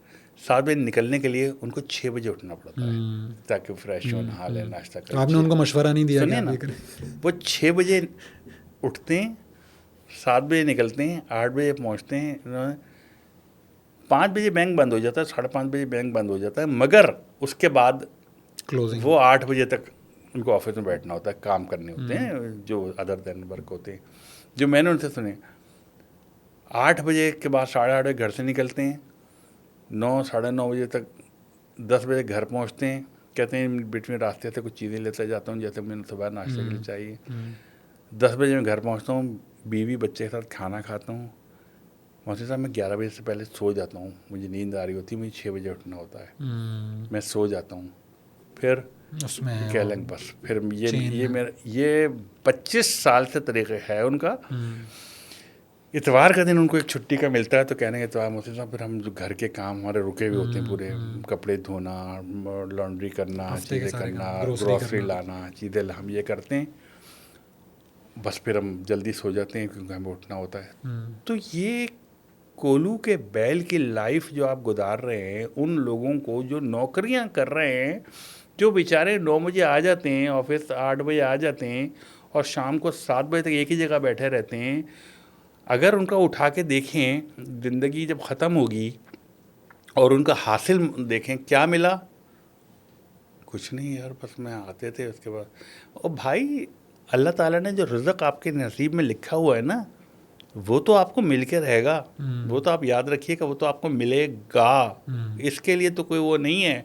अगर आपकी ज़िंदगी में 2 लाख रुपए महाना है तो 2 ही लाख मिलेंगे आप किसी तरह। मैंने फेसबुक पे एक बड़ी अच्छी चीज़ पढ़ी थी कि अगर आप अपनी ज़िंदगी में ये 12 चीज़ें आपने नहीं की हैं ना, ये 12 चीज़ें आपने नहीं की हैं, तो आपको मरते वक्त कलक होगा, इस बात का कलक होगा कि यार मैंने अपनी ज़िंदगी बेकार गुजारी। ये उन 12 चीज़ों में था कि आपने अपने वालिदैन को मुकम्मल टाइम नहीं दिया। जब आपके वालिदैन बूढ़े हो गए तो आपने उनको, उनकी खिदमत नहीं की, आपने उनको भरपूर टाइम नहीं दिया, आपने उनको हर ख्वाहिश उनकी पूरी नहीं की। आपने अपने बच्चों को टाइम नहीं दिया, अपनी बीवी को टाइम नहीं दिया, आपने बच्चों के साथ भरपूर टाइम नहीं दिया, आप बच्चों के साथ भरपूर खेले कूदे बच्चों के साथ। बच्चे जब कहीं जाना चाहे आप उनके साथ गए, आपने उनको पूरा दिन घुमाया, आप उनको ले गया, पूरा टाइम बच्चों के साथ आपने, या बच्चों की छोटी थी वो, आपने इश्क नहीं किया, भरपूर इश्क नहीं किया आपने, ये कल गए आपने वो कुछ नहीं किया जो आपका दिल चाह रहा था। देखिए ऐसे लोग जो 9 से 7 तक काम कर रहे हैं ना, और बेचारे 8 बजे जो उनका दिल भी तो कुछ कह रहा होता होगा ना उनका। एक दफ़ा मैं रात को टीवी देख रहा था, 12-1 बजे होंगे, नेशनल ज्योग्राफिक देख रहा था। नेशनल ज्योग्राफिक में मैंने एक बड़ी खूबसूरत जगह देखी जहाँ एक आबशार गिर रही थी, नीचे परिंदे चहचहा रहे थे, एक झील थी। क्रोमा पे तो नहीं था वो? नहीं असली था। ना था बड़ा original. National Geographic chroma use नहीं करता कभी। तो वो ओरिजिनल शॉट, आबशारें गिर रही, एक छोटी सी कश्ती थी, बड़ा पुरसुकून माहौल, वहाँ एक आदमी कश्ती चला था। मुझे वो जगह बहुत इंस्पायर कर गई, अटक गई कि यार क्या जगह है। मैंने इसका नोटिस आखिर तक वेट किया टाइटल का कि आए क्रेडिट आए तो मैं देखूं। तो उसका नाम था PHI Phi Phi island, Thailand. Phi Phi island था वो, उससे होता है कि शॉर्ट एट फीफी आइलैंड। अच्छा फीफी आइलैंड ये कहाँ है, उन्होंने लिखा, उन्होंने कहा थाईलैंड। फिर हमने अपनी सर्च मारी कि फीफी आइलैंड कहाँ है।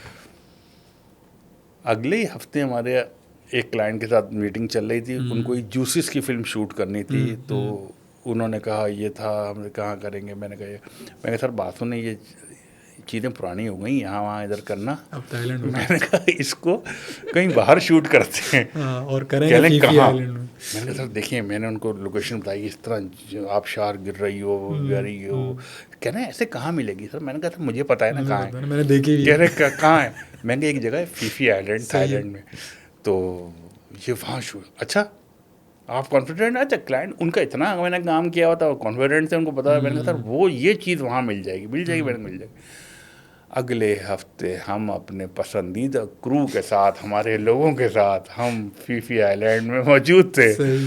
उस रात को, उस शाम को जब मैं बैठा हुआ था पूरा दिन की शूट ख़त्म करके, मुझे ऐसी उस जगह बैठा हुआ था जहाँ वो कश्ती चल रही थी और आबशार मेरे सामने बह रही थी और वो परिंदे। तो मैंने अल्लाह ताला का बहुत शुक्र किया। मैंने कहा कुछ लोग सिर्फ सोचते रह जाते हैं, और आप अपने उस जॉब में ही अपने देखिए हमारा काम ऐसा होता है कि आप एक लिमिटेड होता है, और हफ्ते में हम पूरा दिन काम नहीं करते रहते हैं, पूरे हफ्ते काम नहीं करते हम 2 दिन काम करते हैं, 1 दिन 3 दिन काम करते हैं। तो ज़िंदगी में अपने लिए वक्त निकालें, अपने लिए सोचें, ज़िंदगी में एक जगह महदूद मत हो जाएं आप। देखें कहते हैं choose a job you love and you will never have to work a day in your life. वाह। वो जॉब चूज करें जिससे आपको इश्क हो, फिर आपको एक दिन भी काम नहीं करना पड़ेगा। मैं सबसे पहले जब मैंने अपनी जॉब स्टार्ट की, जॉब से पहले मैं एक सिविल एविएशन अथॉरिटी में आया। ट्रेनिंग जब मेरा BSc कंप्लीट हुआ, BSc कंप्लीट कर मैंने ट्रेनिंग की। मैंने एक कटाई एक जगह civil aviation training institute Hyderabad, वहाँ से मैंने ट्रेनिंग की। ट्रेनिंग के बाद में कराची एयरपोर्ट आ गया। हमारी जॉब शुरू होती थी सुबह 7 बजे से 2 बजे दोपहर तक। अरे यार वो 2 बजाने मेरे ज़िंदगी को अज़ाब हो जाते थे कि 7 बजे शुरू। अब मुझे ये इंतज़ार होता कि 10 बजे टी होती थी, कि 10 बजे टी होगी, 10 बजे टी होगी, क्या बज गया 8 बजे, 8 बजे, 8:30 बजे, 8:30 9 बज गए। वो जॉब मेरी इतनी करने को कुछ नहीं काम करने का था, बट वो मेरे मज़े का नहीं था। 10 बजे चाय पे, अब 10:30 बजे फिर आ गया, अब क्या 11 बजे 12 बजे। वो मुश्किल से 6 महीने में कर सका। मैं हाथ जोड़ के भागा वहाँ से। जिस दिन से मैं इस फील्ड में आया एडवर्टाइजिंग, पहला दिन जो मेरा था ना, पहला दिन जो था वो 9 बजे मेरा स्टार्ट हुआ था और रात 3 बजे मैंने ख़त्म किया था। But you were satisfied? हो मैं उस 3 बजे से निकल के और घर 4 बजे आके मैं ये सोचा था 8 कब बजेंगे सुबह के, दोबारा लगा मुझे जाना है। ओके। मुझे फिर यही करना है। काम बाकी था, हमें ये करना है। तो वो मोटिवेशन होती है। मुझे आज तक ये महसूस नहीं हुआ कि मैं कोई काम कर रहा हूँ, कोई मैं क्योंकि ये उस 25 साल से मेरे इंटरेस्ट की फील्ड है, मेरे इंटरेस्ट की जो मेरा दिल चाहता है मेरी फील्ड है। अल्लाह ताला मुझे इसके ही पैसे दे रहा है, मैं उससे ही कमा रहा हूँ। अच्छा सर, अभी आपने जिस तरह बात की कि पाकिस्तान से बाहर जाके एड्स शूट करने जी पड़ते जी हैं, जी जी। तो क्या टेक्निकली पाकिस्तान इतना प्रोग्रेस नहीं किया या कॉस्ट वाइज सस्ता पड़ता है, क्या वजह होती है? देखिए, कुछ तो मैं बात करूँ लोकेशंस की बात करूँ, ठीक कुछ है। लोकेशंस ऐसी होती अदर हैं। देन लोकेशन, हाँ, जैसे ना आज़ाद। आपको वहाँ पर भी अच्छा, ठीक है, पाकिस्तान का कुछ दिखाना। मैं आपको बता दूं, टेक्निकल फैसिलिटीज़ जैसे बहुत ही हैं। लाइक अगर मैं फूड प्रोडक्ट्स की बात करूं, जी। मैंने एक फूड के काफ़ी काम किए हैं बाहर जाके। हम जाते हैं थाईलैंड, बैंकॉक, ओरिएंटल पोस्ट या बेनेटोन फिल्म्स, वहाँ हमें, और अगर मैं फूड की फिल्म शूट करनी है और मुझे तिक्का दिखाना है, तो तिक्का बनाने के लिए जो लड़की आती है फ़ीनी, वो सिंगापुर से आती है। फ़ीनी वो जिस तरह को बोटी को बनाती है, या जैसे का बर्गर आप देखते हैं इतना बड़ा बना हुआ बर्गर दिखाते, इतना बड़ा दिखाते हैं, वो इतना बड़ा नहीं होता। कभी खा के देखिएगा, खरीद के देखिएगा, इतना बड़ा नहीं होता, वो इतना सा होता है, आपको ऐसा लगेगा पॉलिश की डिबिया है वो, पतली, वो कुछ भी नहीं होता। या आइसक्रीम जो बनाई जाती है, इतनी मज़े की बड़ी आइसक्रीम Fluffy बना, सी और फ्लफी, वो- ऊपर से आइसक्रीम आ रही है, वो आलू होता है। सही है। आलू काट के उसको बॉइल्ड करके काट के वो बनाया जाता है। वो जो उस, अगर आप वो कभी देख लें, बर्गर के नीचे इतनी चीज़ें, स्टायरोफोम, वो चीज़ें लगी होती हैं, फोम लगे होते हैं, चीज़ें लगी होती हैं। तो ये गैजेट्स हैं ठीक है। जो वहाँ होते हैं। मैं ओके। देखता हूँ एक बोटी घूम, आपने कभी बोटी को घूमते हुए देखा है? बोटी, उनके पास गैजेट्स हैं हर चीज़ का। अगर वो हलीम बनाते हैं और वो एक हलीम दिखा रहे हैं, वो हलीम उनको पता क्या क्या चीज़ें उन्होंने उससे, वो हलीम नहीं होता, उसका एक ज़र्रा भी नहीं चख सकते आप। वो चखने का हलीम अलग होता है, वो शूट का हलीम अलग होता सही है। है। तो कुछ चीज़ें इतनी हैं, टेक्निकल फैसिलिटीज़ इतनी ज़्यादा स्ट्रॉन्ग है। मैं आपको कुछ कमर्शियल अवल आप कहेंगे तो मैं आपको भेज दूंगा। अच्छा, ये जो आप देखते ना, लड़का उड़ के गया हवा में, घूम के हवा से आया, उसने आपको फ्लाइंग किक मारी। अल्लाह ताला ने किसी मर्द में, औरत में कोई इतनी ताकत नहीं रखी कि वो इतनी हवा में उड़ के घूमता हुआ 11 कलाबाजियाँ खाता हुआ आपको लात भी मार दे। नहीं होता। इसके लिए गैजेट्स होते हैं, ठीक है। क्रेनें लगी हुई होती हैं चारों साइड के ऊपर, उसकी स्ट्रिंग्स होती हैं, डोरियाँ बंधी हुई होती हैं, आपकी टांग की डोरी अलग होती है, हाथ की डोरी अलग होती है, सर की डोरी। जब उसके सारे ये जो चीन थी फिने हैं ना, ये बहुत चाला, इनको सबको पता, उसको अपनी अपनी ड्यूटी पता होती है कि कहाँ से टांग खींचनी है मुझे उसकी, वो ऊपर घूम के अगर टांग, उसको पूरी प्रैक्टिस कर। ये चीज़ें यहाँ पाकिस्तान में एक आध फाइट इंस्ट्रक्टर महबूब शाह टाइप के हैं जो यहाँ अच्छा, जो ह्यूमन रिसोर्स का भी एक इशू है। ह्यूमन रिसोर्स का। ठीक है। या आप अक्सर देखते हैं कि वो अगर अभी आपने एक फिल्म देखी हो, उसमें दिखाया था कि वफाद मुस्तफ़ा जो है मोटरसाइकिल से जाता है, मोटरसाइकिल अचानक देखता है वो जिस जहाज़ को होता है, वो जहाज़ उड़ जाता है, हवा में उड़ जाता है। ओके। वो जब उसमें जहाज़ में अरबों रुपया जा रहा होता है, वो लेके भाग रहे होते हैं, तो उनके पीछे वो जहाज़ में टेक ऑफ कर जाते हैं। ये मोटरसाइकिल पे जाता है, मोटरसाइकिल पे जाता है, तो अचानक मोटरसाइकिल हवा में उड़ाता है, जोर से उड़ाता है, मोटरसाइकिल छोड़ देता है, जहाज़ पकड़ लेता है, जहाज़ का व्हील पकड़ लेता है, जहाज़ का व्हील पकड़ के। ये चीज़ें, ये कट्स जो है ना, ये मुश्किल है बनना। इन कट्स को फिर बनाया जाता है। इस तरह बहुत सी फिल्में कमर्शियल अगर आप देखें, बहुत फूड प्रोडक्ट्स हुई, जूसेस हो गई, ये चीज़ें हो गई, इनकी एक बिल्कुल ही एक अलग टेक्निक्स हैं, बिल्कुल टेक्निक्स हैं। अब अल्हम्दुलिल्लाह पाकिस्तान में कुछ लोग ऐसे, यूसुफ साहब वगैरह ऐसे पैदा हो गए जो फूड स्टाइलिस्ट हैं, ओके। जो यहाँ, मगर फिर भी वो उन चीज़ों जाहिर है।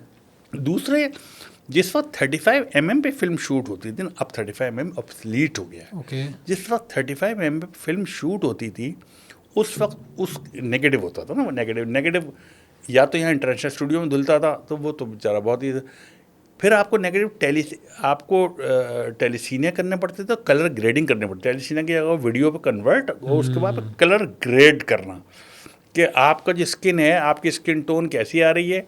आप अगर आप गार्डन में बैठे तो गार्डन ग्रीन कितना आ रहा है, आपका जो आसमान है वो ब्लू कितना आ रहा है। ये सारी फैसिलिटीज़ वहाँ होती थी, थाईलैंड में होती थी, और फिल्म ट्रांसफ़र होती थी, फिल्म धुलती थी। फिल्म, हमें याद है, हम 11:55 पे फ़्लाइट होती थी यहाँ से रात को, थाईलैंड थाई एयर की फ़्लाइट 11:55। हम 11:55 पे उड़ते थे यहाँ से, सुबह 7 बजे 6:40 फ्लाइट लैंड करती थी, 6:40 पर उतरते थे। और हमारा सबसे पहला काम, हम नींद में भरे हुए होते थे, हमारा सबसे पहले काम ये होता था कि डब्बे जितने नेगेटिव हमारे पास है वो ले जाके कंटाना लैब में हमें फेंकने हैं। कंटाना लैब में 8 बजे से पहले तक अगर डब्बे पहुँच गए तो वो आपका काम आज 5 बजे शाम को दे सकते हैं, नहीं तो फिर कल पे जाएगी बात। तो 8 बजे डब्बे पहुँचाते थे, डब्बे पहुँच गए और वो शाम 5 बजे फिर फिल्म धुल के आके स्टूडियो में लग गई, अब हम ग्रेड कर रहे हैं। करोड़ों अरबों रुपए की मशीनें थी जो पूरे थाईलैंड में लगी थी। तो हम तो एक डायरेक्टर ना, पाकिस्तान के सारे डायरेक्टर्स, दुनिया भर के डायरेक्टर, इंडियन फिल्म इंडस्ट्री, ये सारे काम करने वाले वहाँ पहुँचते थे। सही। और वो करोड़ों अरबों रुपए डॉलर्स का काम होता था और डेली का काम होता था। अच्छा सर, आज वो सारी मशीनें खत्म, कोई 35। ये जो इसमें जो कार्ड पड़ा हुआ है ना आपके, जो जिस कार्ड पे आप शूट कर रहे हैं, इसके लिए हमें 12 डब्बे चाहिए होते थे नेगेटिव, क्योंकि नेगेटिव 35 mm का आप नेगेटिव के एक रोल में 400 फुट में 4 मिनट की फिल्म शूट हो सकती थी, सिर्फ 4 मिनट की 400 फुट में। और वो 26,800 रुपये का डब्बा आता था, 26,800 रुपये का एक बॉक्स आता था जिसमें 4 मिनट शूट हो सकता था। आज ये जो इतना सा कार्ड लगा हुआ है ना, इसने 40 मिनट की तो 30 मिनट की तो शूट कर ही रहा है ना, ये इससे भी ज़्यादा शूट कर रहा है वो। और आप चेंज कर देंगे, आपको अभी आप लगाएंगे, ट्रांसफ़र करेंगे, लैपटॉप में कॉपी करेंगे, ठक करके फिर दोबारा लगा देंगे। हमारे पास अब जो आते हैं डिजिटल कैमरा लेके, एरी वगैरह लेके, वो कार्ड लाते हैं 4, एक लैपटॉप पे बंदा बैठा होता है उनका, यहाँ हमारी शूट हो रही होती है, एक कार्ड खत्म हुआ, दूसरा लगा दिया, दूसरा खत्म हुआ, तीसरा, इतनी देर में वो जब वो दूसरा चल रहा होता है, वो पहला को कॉपी पे लगा देता है, कॉपी लगा के पूरी ले आता है, ऐसे ही है, पूरी बना लेता है और उसका वो कार्ड फिर खाली हो जाता है। तो जो 26,800 के डब्बे, हमें 10 डब्बे 12 डब्बे शूट करने होते थे, तो 26 हम मतलब 3 से 4 लाख का तो सिर्फ वो मटेरियल यूज़ करते थे जो किसी काम का, मतलब जिस पे शूट करके फारिग हो गया ना, ट्रांसफ़र हो गया। तो ये देखिए ना, ये वो रिसाइकल तो नहीं हो सकता था ना, वो 35 mm तो रिसाइकल नहीं हो सकता था। सर ये अगर हम कंपेयर करें पाकिस्तानी कमर्शियल्स और इंडियन कमर्शियल्स को, तो इंडियन कमर्शियल्स में अभी भी जो हमारे सामने, असल में हम तो फेसबुक वगैरह पे वही आते हैं जो उनके मशहूर होते हैं, लेकिन उसके अंदर अभी भी जिसे कहते हैं कि जहन में कोई चीज़ बैठती है। जबकि पाकिस्तानी कमर्शियल्स जो हम ज़्यादा देखते हैं, हो सकता है इंडियन भी होते हैं उस तरह के, हमारे यहाँ शायद ये एक कॉन्सेप्ट जो कि नज़र आता है कि कोई भी ऐड होगा तो कोई भी प्रोडक्ट नाचे बगैर नहीं बिकेगा, या कोई भी प्रोडक्ट होगा तो उसको हम जैसे कहते हैं कि लड़का और लड़की के गिर्द घूम के ही हम कुछ करेंगे। सिगरेट का ऐड आ रहा है तो भी कोई लड़की है, शेव का ऐड आ रहा है तो भी कोई लड़की, हालांकि कोई उससे ताल्लुक़ नहीं। तो क्या डाइवर्सिटी नहीं आ सकती हमारी एड्स के कॉन्सेप्ट्स में? देखिए, मैं एक बात बताऊँ, लोग हमेशा तो कहते हैं कि इंडियन में बड़ा उनके कंटेंट में जाने दे, वो वल्गैरिटी यूज़ कर सकते हैं, वो चीज़ें यूज़ कर सकते हैं जो हमारे यहाँ ना तो हमें पिमरा से इजाज़त है, ना सेंसर बोर्ड से इजाज़त है, ना क्लाइंट से इजाज़त है। सोसाइटी में भी, सोसाइटी की बात है, ठीक है, बहुत सी चीज़ें, मुख्तलिफ डायलॉग्स में आपको कैसे कैसे बताऊँ आपको, इस पर डायलॉग जो उनके हैं, जो कमर्शियल में हैं उनके, और वो उसको यूज़ हम नहीं कर सकते। हर चीज़, नॉर्म्स हमारी अपनी, हमारे अपना कल्चर अलग है, कल्चर हमारा। और फिर दूसरी बात है कि मैं एक बात बताऊँ, इस वक्त शायद हमारे क्लाइंट्स माइंड भी करेंगे, हम लाख उनको कॉन्सेप्ट दे देंगे सर, इस तरह का जदीद दूध की नहर होगी, दूध की नहर में से वो निकल रहा होगा वाला, वो क्या नहीं यार, मेरा जो है ना बड़े पैकेट पे 10 रुपये की बचत, तो छोटे पैकेट में 5 रुपये की बचत, ये जरूर बताना होगा, क्योंकि देखो यार, बड़ा पैकेट जो लेगा 10 रुपये की बचत, तो छोटा उसको वो लगी हुई होगी, मेरे बड़े पैकेट में 5-10 रुपये बचाओ, छोटे 5 रुपये बचाओ, तो उस 10 रुपये बचाओ, 5 रुपये बचाओ पे आप कोकाफ की परियां मिली आए ना, अगर आप उसको वो चाहिए, या अब हमारा 25% ज़्यादा एक्स्ट्रा के साथ दस्तियाब है, या उसको वो चाहिए, उसको वो वही रहेगा कि यार अब 15 रुपये की बजाय 7 रुपये में दस्तियाब है, उसको ये बाहर के लोग नहीं करते। हमारे क्लाइंट्स को, फिर हमारे क्लाइंट को एक अगर 30 सेकंड का कमर्शियल है, वो चाहता है, कुछ क्लाइंट को मैं नाम बताऊँ आपको, वो कहते हैं 30 सेकंड कमर्शियल है, 15 सेकंड तो हमारी प्रोडक्ट होनी चाहिए। ठीक है, बाकी 15 सेकंड में आप कुछ भी खेलें, 15 सेकंड हमारी प्रोडक्ट को दिखाएं, प्रोडक्ट को हाईलाइट, फिर वो पूरा उसका रेंज के बड़ा पैक, छोटा पैक, दरमियाना पैक, उसके पैक, उसके फ्लैशर, उसके 5 रुपये का फ्लैशर, उसके टाइटल, उनको चाहिए। इंडियन बहुत से कमर्शियल मैंने ऐसे देखा जिसमें प्रोडक्ट होती ही नहीं है, आई नहीं, प्रोडक्ट एंड में दे दिया। हम अभी मुझे याद है नवीद साहब की बात में करूँ, नवीद उमर थानवी साहब की बात करूँ, उन्होंने एक कमर्शियल बनाया था, उसमें एक शूटिंग हो रही है और वो लड़की आके कहती है, एक गिलास हाथ में, हर कतरा ताजगी, हर लम्हा फरत, जायका फरत। तो कहता है अरे भाई डायरेक्टर काट करो, ये नौरस का कमर्शियल नहीं है। फिर वो कहती है कि कतरा कतरा ताजगी जिससे मुतर जाए। कहता अरे मैंने कहा ना ये नौरस का कमर्शियल नहीं है, ब्रांड रजिस्टर हो गया। कहते नौरस का, मगर सर आप तारीफें तो सारी चीज़ के, मगर ये नौरस का कमर्शियल नहीं है, उसमें कहीं प्रोडक्ट नहीं आई, कट हो गया वो। तो ये कौन सा के भाई ये नौरस का कमर्शियल नहीं है यार।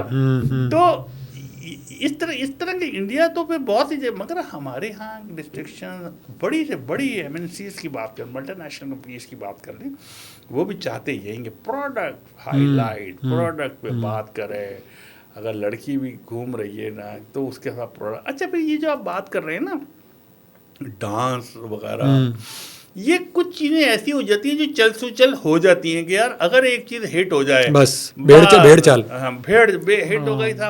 अब जैसे फर्ज करें, मैं बात करूं ड्रामास की, इसमें बात करूं, अगर ड्रामा में एक, अब क्या बोलूं पाकिस्तानी अवाम को, मैं ठरकी भी तो है ना थोड़े से।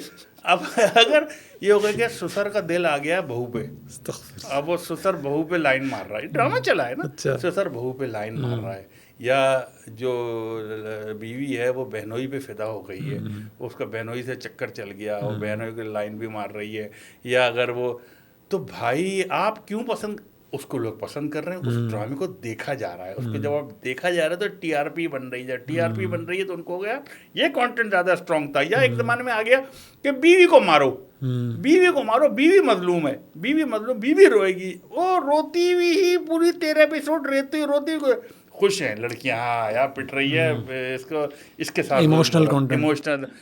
आप क्यों अप्रिशिएट नहीं करते अच्छी चीज़ों को? आप कितने अच्छे जो इस्लाही प्रोग्राम आ रहे हैं, इस्लाही ड्रामे आ रहे हैं, इस्लाही चीज़ें आ रही हैं, जो अच्छा कंटेंट आ रहा है, उनको क्यों नहीं पसंद कर रहे हैं? आप हट जाते हैं मुख्तलिफ चीज़ें यहाँ। तो ये तो लोगों का है कि लोग क्यों पसंद कर रहे हैं उन्हीं चीज़ों को क्यों। ये अगर मेहंदी दिखा रहे हैं, डांस दिखा रहे हैं, बहुत पहले मेरे ख्याल मैं शायद 90s की बात करूँ, एक ड्रामा मेहंदी बनाया था, उसमें डांस से, मेहंदी पे डांस था, डांस से देखी वगैरह सब लोगों के, तो वो बड़ा पसंद किया गया था। या उससे भी पहले की बात करूँ, अगर 74, 75, 6 की अंकल उर्फी ड्रामा था, उसके अंदर, या किरण कहानी, या रेड पे, उसके अंदर मेहंदी के गाने होते थे, फातिमा सुरैया बजिया के गाने होते थे। तो लोग एक नया लोगों को ट्रेंड मिला, गाने आए, ड्रामों में गाने आए, फिर वो कंटिन्यू करता रहा। तो वो ये ट्रेंड चेंज होता है ना, जब ट्रेंड सेट, फिर ये हुआ, फिर अब ये ड्रामों में करके ये इसी तरह कमर्शियल में पैकेज कितना खास है, अगर डांस कर रही है उनको पसंद, यार ये डांस कर रही है मॉडलिंग सेम, या जो उसके ऊपर जूस की बात कर रहे हैं उसके बाद, तो ये वो लोग क्या, मेरे ख्याल में एक तो लोगों वाला तो मसला, एक तो बड़ा जाहिर सी बात है भेड़ चाल वाला मसला, दूसरा ये कि मेरा ख्याल में कि शॉर्टकट भी है कि बहुत ज़्यादा कॉन्सेप्चुअल करने के बजाय यार जो चल रहा है बस चलाओ, चलता है ना, क्या ज़रूरत है 15 सेकंड में। अगर मैं बात करूँ कि जी पाकिस्तान में रहने वाले हर 20% लोग इसे इस्तेमाल करते हैं, लेकिन आप अगर इस्तेमाल करेंगे तो 20% ड्रैग कर जाएगा। Nobody डांस करके लड़की आए थे, ये करके डांस के जूस पिया खत्म, ये दाता उन्होंने रीचेबल है, लोगों के रीच में आ रहा है। सही। तो ये चीज़ें हैं, और पाकिस्तान का कंटेंट आज भी दुनिया भर को चाहिए होता। हमारे कंटेंट को कॉपी करते हैं, दुनिया भर के लोग कॉपी करते हैं, कॉपी करके वो उसको अपने यहाँ चला। हमारे ड्रामे अगर आप देखें कॉपी हुए हैं, हमारे कॉमेडी शोज हमारे कॉपी हुए हैं, और तो कंटेंट आज भी स्ट्रांग है हमारा सिर्फ। हाँ, ये आपने जो इतना टाइम आपने गुजारा इस फील्ड के अंदर, अभी भी आप इस फील्ड में हैं, कभी आपको ये लगा कि मतलब आपको किसने सबसे ज़्यादा टफ टाइम दिया, किसी एक्टर ने या क्लाइंट ने, आपका फड्डा हो गया हो कि नहीं यार बस काम छोड़ के मैं चला गया, प्रोजेक्ट ही छोड़ दिया, आपने कहा बस हो गई मेरी, ऐसा हुआ कभी या नहीं? बहुत होता है। अच्छा, बहुत होता है। देखिए एक याद रखिएगा, क्रिएटिव आदमी का दिमाग ना एक कारोबारी आदमी से नहीं मिल सकता कभी। ओके। कारोबारी का सेठ दिमाग से नहीं मिल सकता ना। सही है। तो वो ऐसा तो बहुत कि वो अब वो कहता है कि नहीं जी मैं जो कह रहा हूँ ये करो, आप कहते हैं आपको हो, नहीं ये ऐसे नहीं हो सकता, ये ऐसे ही होगा। जैसे हमें याद है कि एक कमर्शियल शूट कर रहे थे। अच्छा अब देखिए बात होती क्या है कि हमने स्टोरी डिज़ाइन की होती है अपने हिसाब से, एक स्टोरी डिज़ाइन की हुई ये। अच्छा अगर ये फिल्म ऐसी नहीं है कि उसके अंदर के एक अगर शॉट दिखा रहे हैं कि एक आदमी बल्ला कमर्शियल दिखा रहे हैं क्रिकेट का बल्ला लेके भागता आया, रन लिया और तो शॉट मारा, वो बॉल गई, बॉल बाउंड्री पे लगी, बाउंड्री पे लग गया, उसने हाथ से पकड़ ली। तो ये इसी तरह शूट नहीं होगा कि भागता आया। ये हो सकता मैं बॉल का पहले शॉट कर लूं, सही है। ये हो सकता फिर बैट का बाद में कर लूं, तो बाद में होना ना। सही तो हाथ के हमारे हाथ में कहाँ लगाने की कौन झंडे। अब होता क्या है कि जी उन्होंने हमें कहा कंपनी की जी हमारी वो एक वो हैं वो ब्रांड मैनेजर आई हैं, वो इस चीज़ को आपको वो देखेंगे, वो आपको बताएंगी डायरेक्ट, सीक्वेंशियल चलेगा। हाँ वो डायरेक्ट करेंगी आपको। अब ग्राउंड में शूट हो रही है, ग्राउंड में जी वो मिस मदिया आएंगी, वही आपको बताएंगी। आपने नाम भी ले लिया। हाँ मिस मदिया फ्रेश एमबीए जो होती है ना लड़कियां, बिल्कुल फ्रेश एमबीए, वो आ जाएंगी और वो आपको डायरेक्ट वो आपको बताएंगी। अब मिस मदिया का कोई बैकग्राउंड है ही नहीं इसके ऊपर फिल्म के फिल्म। अब हमने किया, अब हमने पहले लाइट कैमरा सेट करवा दिया अपने के यार ये होगा, और यहाँ से जो बॉल बाउंड्री पे आई ना वो हमें पहले लेनी है, लाइट इधर की हुई है अभी, सूरज है, ग्राउंड है, आवाम बैठी है, तालियां बजा रही है। उन्होंने ये स्टोरी बोर्ड देखा था, उसमें दिखा था कि शुरू में लड़का बैट मारता है, ठीक है, बॉल जाती है, फिर हम शूट कर रहे थे कि बॉल बाउंड्री पे आ रही है, इस पर लाइट हो। अब हमने जब कैमरा लगा रहे नहीं नहीं नहीं नहीं नहीं मतलब ये नहीं शूट करेंगे, नहीं पहले हमारा वो वाला शॉट है, पहले बल्ले का शॉट है, वहां से कर जी है वो, मगर वो नहीं तो आप पहले क्यों शूट कर रहे हैं यार। देखिए ये लाइट इधर की हुई है, नहीं तो पहले तो वो, अब उनको नहीं पता इस बात का, फिर जी तो इतना पका देते हैं आपको वो लोग, उनको पता ही नहीं बात का। आपको अच्छा डिलीवर आपको करना, अगर आप डिलीवर उस वक्त उनके कहने पे चल जाएंगे, आप वो शूट कर लेंगे जो, और बुरी लाइट में शूट, वो कहेंगे जी उन्होंने कहा था ना, उनको क्या पता। आपकी कॉल है, आपकी कॉल है। तो नई बच्चियां या बच्चे जो देखिए पढ़ लेना, बहुत पढ़ लेना, इंग्लैंड से MBA कर लेना, हार्वर्ड यूनिवर्सिटी से कर लेना, और प्रैक्टिकल काम का फर्क है, बहुत फर्क है, बिल्कुल। देखिए ना एक लोहार जो हाथ से काम कर रहा है, लोहा मार रहा है, वो उस काम में, और एक जो डिग्री ले आएगा ऐसे मारना है, इंजीनियरिंग की भी जिसने कि उसको वो गैजेट करके नाप के ऊपर करेगा, वो कर, एक बड़ी छोटी मिसाल है। अच्छा एक साहब की रोल्स रॉयस ख़राब हो गई। ख़राब क्या हो गई, उस रोल्स रॉयस के इंजन में एक अजीब आवाज़ आने लगी, टक टक टक टक टक टक टक टक टक टक टक। वो दुनिया वो बड़ी बड़ी जगहों पर ले गया कि यार ये आवाज़ आती है, इंजन में आवाज़ आती है, इंजन क्यों आती। उन्होंने कहा जी फलाने चेंज होंगे, टैबलेट चेंज होंगे, फलाने चीज़ें, आवाज़ बंद नहीं हुई, आवाज़ आती रही। कई बड़ी बड़ी इंडस्ट्रीज दिखा दी। किसी ने कहा यार हाशू मैकेनिक को दिखा दो, शेरशाह में बैठता है।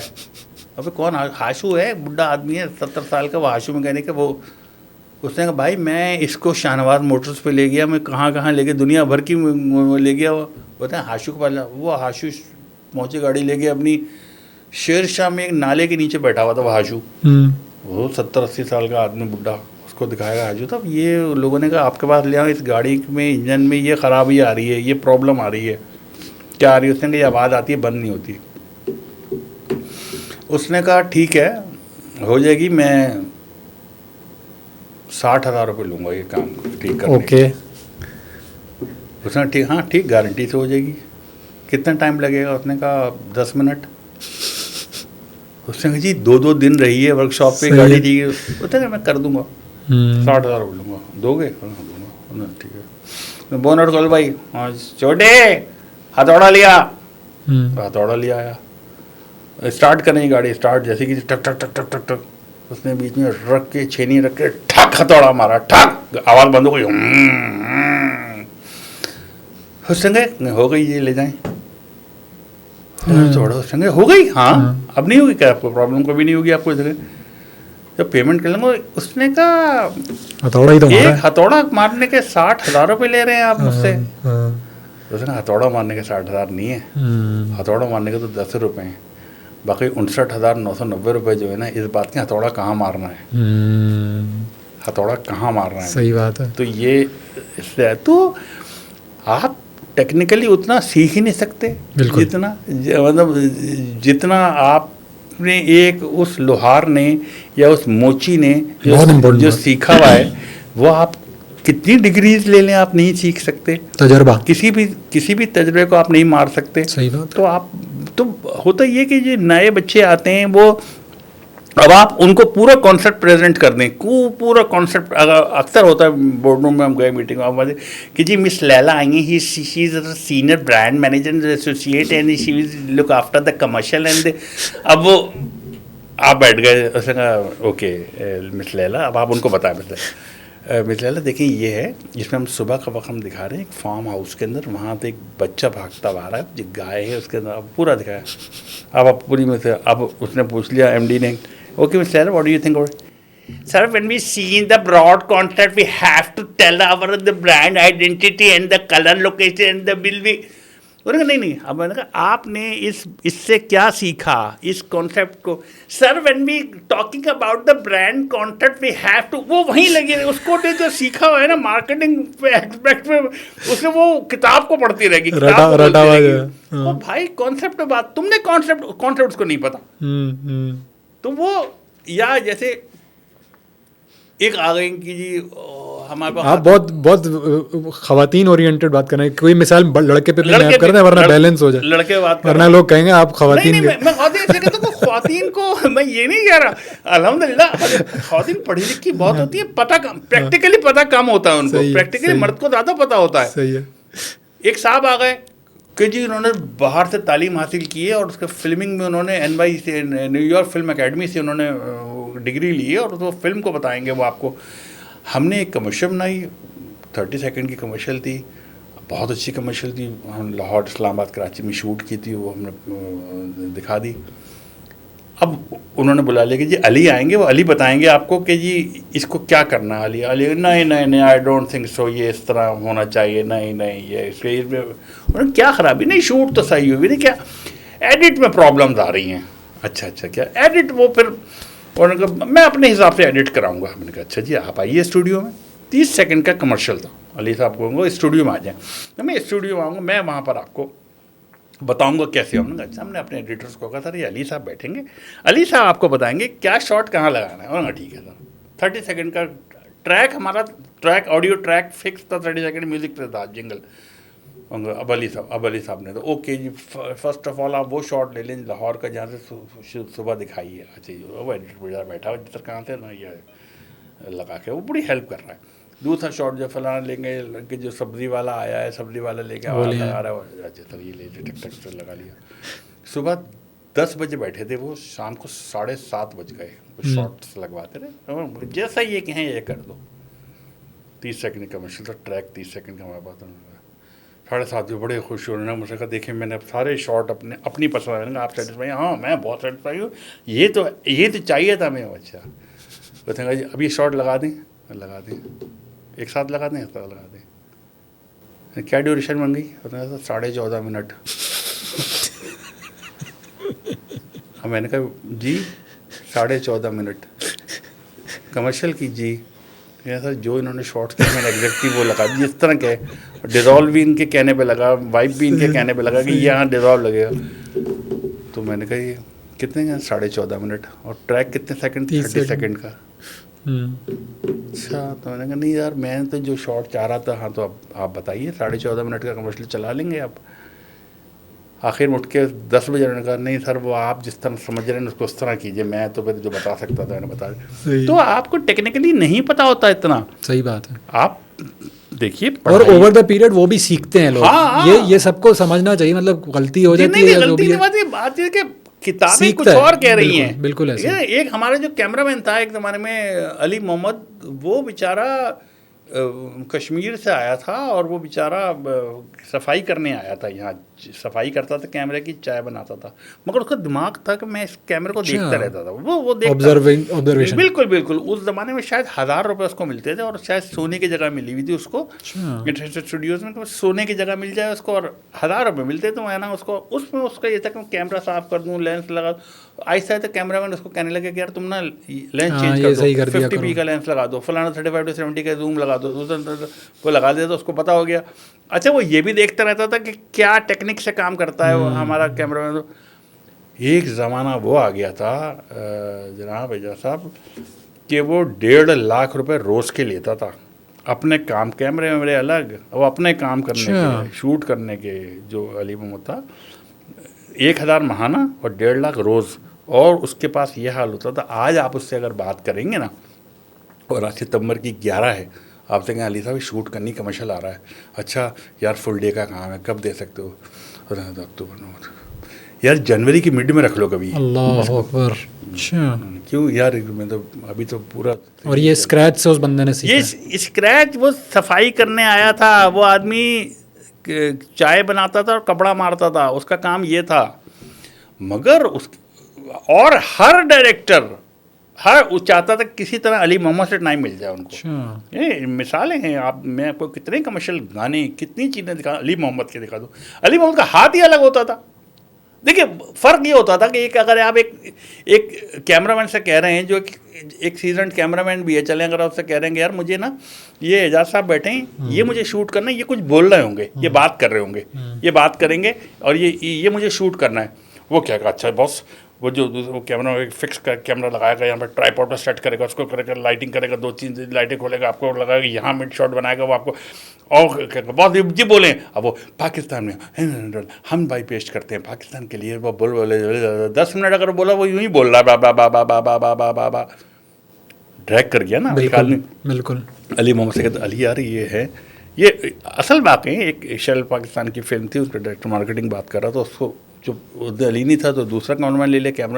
कैमरामैन ने भाई वो सीट पे बैठा हुआ है अपनी आदमी, स्टिल पे लगा दिया, उसने यहाँ कैमरा लगा दिया, कैमरा लगा के बोल देगा, दूसरा कह रहा है इधर लगा दिया कैमरा, फिर वो बोल मुझे मज़ा नहीं आया। मैंने कहा नहीं यार, बॉस एक आदमी बोल रहा है तो क्या करें, वो तो बैठ के बोल रहा है ना, उससे तो आप इतना ही कर सकते हैं ना। फिर अली ने क्या किया? मैंने गली आ जा, मैंने गली इनका शूट करना है, क्या बोले, मैंने कहा कितनी देर बोलेंगे? मैं 10 मिनट बोलेंगे, ये पूरी स्ट्रेटेजी बताएंगे अभी। अच्छा, उसने कहा इनसे को अभी बाहर चले जाएं, कमरा छोड़ दें, मुझे खाली कर दे कमरा खाली कर दिया। उसने बंदे बुलाए अपने, ओए ये कुर्सी यहाँ नहीं, इधर ले आओ। कुर्सी को बहुत आगे ले आया वो, जगह गाड़ी भी। उसने पीछे वहाँ देखो इनके गार्डन में प्लांट्स हैं, बड़े बड़े प्लांट्स ले आओ, 20-25 प्लांट्स ले आओ। तो दीवार को प्लांट से प्लांट्स लगा दिए, green green green green plant लगा दिए। अच्छा जी, कुर्सी को इधर ले आओ, कुर्सी को कैमरा वहाँ ले जाओ, कैमरा डायरेक्टर वाले काम वहाँ ले गया। यार स्ट्रेट ट्रैक लगा दो, टेढ़ा करके ट्रैक लगा दो, ट्रैक बिछता था ट्रैक ट्रॉली पे, ट्रैक लगा दो, उसने ट्रैक लगा दिया। अच्छा, फोरग्राउंड में यार कुछ क्रिस्टल उठा के लाओ, बोतलें उठा के लाओ, ये फोरग्राउंड में लगा दो। आगे ये कैमरा, ये बोतलें यहाँ पे बंदा डिफ्यूज़ करेगा। अच्छा, लाइट यहाँ से दोगे, एक यहाँ सॉफ्ट बनाओ यहाँ। अच्छा, यहाँ एक मुझे एक ऐसा लैंप दे दो जिसपे मैं लाइट मारूँ तो शाइन करके इसके फेस पे पड़ रही हो। और उसके बाद वहाँ ट्रैक राउंड, एक ट्रैक घंटा 1.5 लगाने के बाद उसने ये चीज़ें की। उसके बाद अब जब वो बोल रहा वो ट्रैक कर रहा था, अब पीछे से ग्रीनरी थी वो मूव कर रही थी, सामने के क्रिस्टल्स थे वो डिफ्यूज होके वो मूव कर रहे थे, लाइटिंग उन पड़ रही थी, जहाँ कहीं शाइन करती थी कहीं। अरे यार, 1 और 100 का फर्क था। सही बात है कि एक ऐसे बोल, एक वो ट्रैक मूवमेंट करना, चीज़ें करना होगा वो ये। अच्छा, ये क्या उसने कहाँ से सीखा?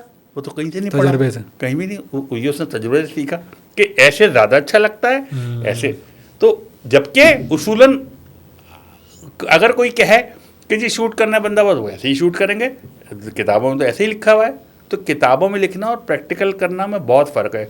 बहुत से ऐसे लोग, मैंने कहा ना जैसे हाशु मैकेनिक है या कोई, वो आपको वो सिखा देंगे जो कोई भी नहीं सिखा सकता। सही बात है, सही बात है। जितने उस्ताद पढ़ा रहे हैं, जो ऐसे उस्ताद वो जो अपने तजर्बे का बता रहे हैं, मैं कहता हूँ ना, मैं नवीद साहब से तो बड़ा कोई सीखने वाला मतलब आपको होना चाहिए जो वो आपको सिखा देंगे कैसे क्या चीज़ें होती। उस ज़माने में उन्होंने चीज़ें, मुझे एक ज़माने बहुत पहले कमर्शियल आता था जिसमें वो हरा हरा पाकोला आइसक्रीम सोडा, उसमें बच्चे जो थे गिलास में गिर रहे थे, बच्चे गिलास में गिर रहे थे और गिलास तो पाकोला भरे, बच्चे गिलास में गिर के नाच रहे घूम रहे हैं। मैं देखता था भाई यार ये कैसे कर ली, बच्चा गिलास में गिर गया, गिलास उतना ही होता था, पाकोला भी उसमें उतनी गिर रही होती, बच्चा गिर रहा है। या वो एक मंटगोमरी का एक कमर्शियल था, वो सीधा सीधा टा, उसमें गर्दन कट जाती है, उसकी गर्दन अलग चली जाती है, हाथ अलग चले जाते हैं। तो उस ज़माने में ये क्रोमा बिल्कुल नया आया था, तो ग्रीन पेंट कर देते, तो किसा पेंट कर पूरा बंदा पेंट कर देते, तो वो इसलिए कि उनको पता था यार जितना ग्रीन को काटना। एक दफ़ा मैं अमेरिका गया, अभी की बात है 3 साल पहले की बात है, अमेरिका। तो CNN का वहाँ अटलांटा, जॉर्जिया अटलांटा में CNN का इनका हेड ऑफिस है वहाँ। वो विज़िट कराते, टूर देते हैं, जिनको वहाँ होता है ना हर बात का टूर देते हैं। उन्होंने टूर दिया कि जी एक जगह वो ले गए, बता रहे पूरा था, उन्होंने दिखाया कि जी यहाँ से हमारा वेदर अपडेट होती है, ठीक है, वेदर अपडेट करते हैं हम क्रोमा के ऊपर। हाँ, क्रोमा पे वेदर अपडेट करते हैं। अब वो लोग अमेरिकन ना भोले होते हैं, अमेरिकन जो अवाम है ना वहाँ की, वो मासूम होती है, भोली होती है। सही।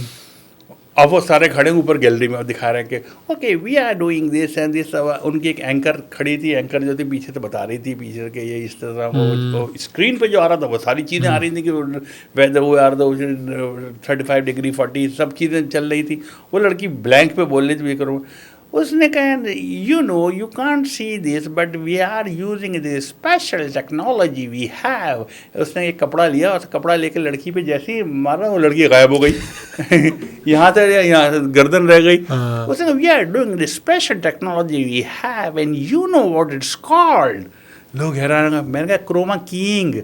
Yes, chroma keying. How do you know? और अब ये 3 साल पुरानी बात है। ये 3 साल पुरानी बात। लोग मुझसे कह लेंगे, अब वो ना वो इतनी सीनियर थी, कह लेंगे and you know we can do it only with the green fabric. मैंने कहा नो, ताली बजा दी होगी। नहीं, मैंने कहा no, not green, only green, RGB are माइनसेबल कलर्स। मैंने कहा you can do also do it in red, green and blue because RGB। No, I think the green is only, मैंने कहा RGB all 3 are minusable, RGB होता है। जी जी जी। तो मैंने कहा बट R को इसलिए नहीं, रेड को इसलिए नहीं करते, हमारी आंखों में हमारे खून जो ब्लड है ना वो रेड है, तो वो कहीं माइनस मार जाएगा।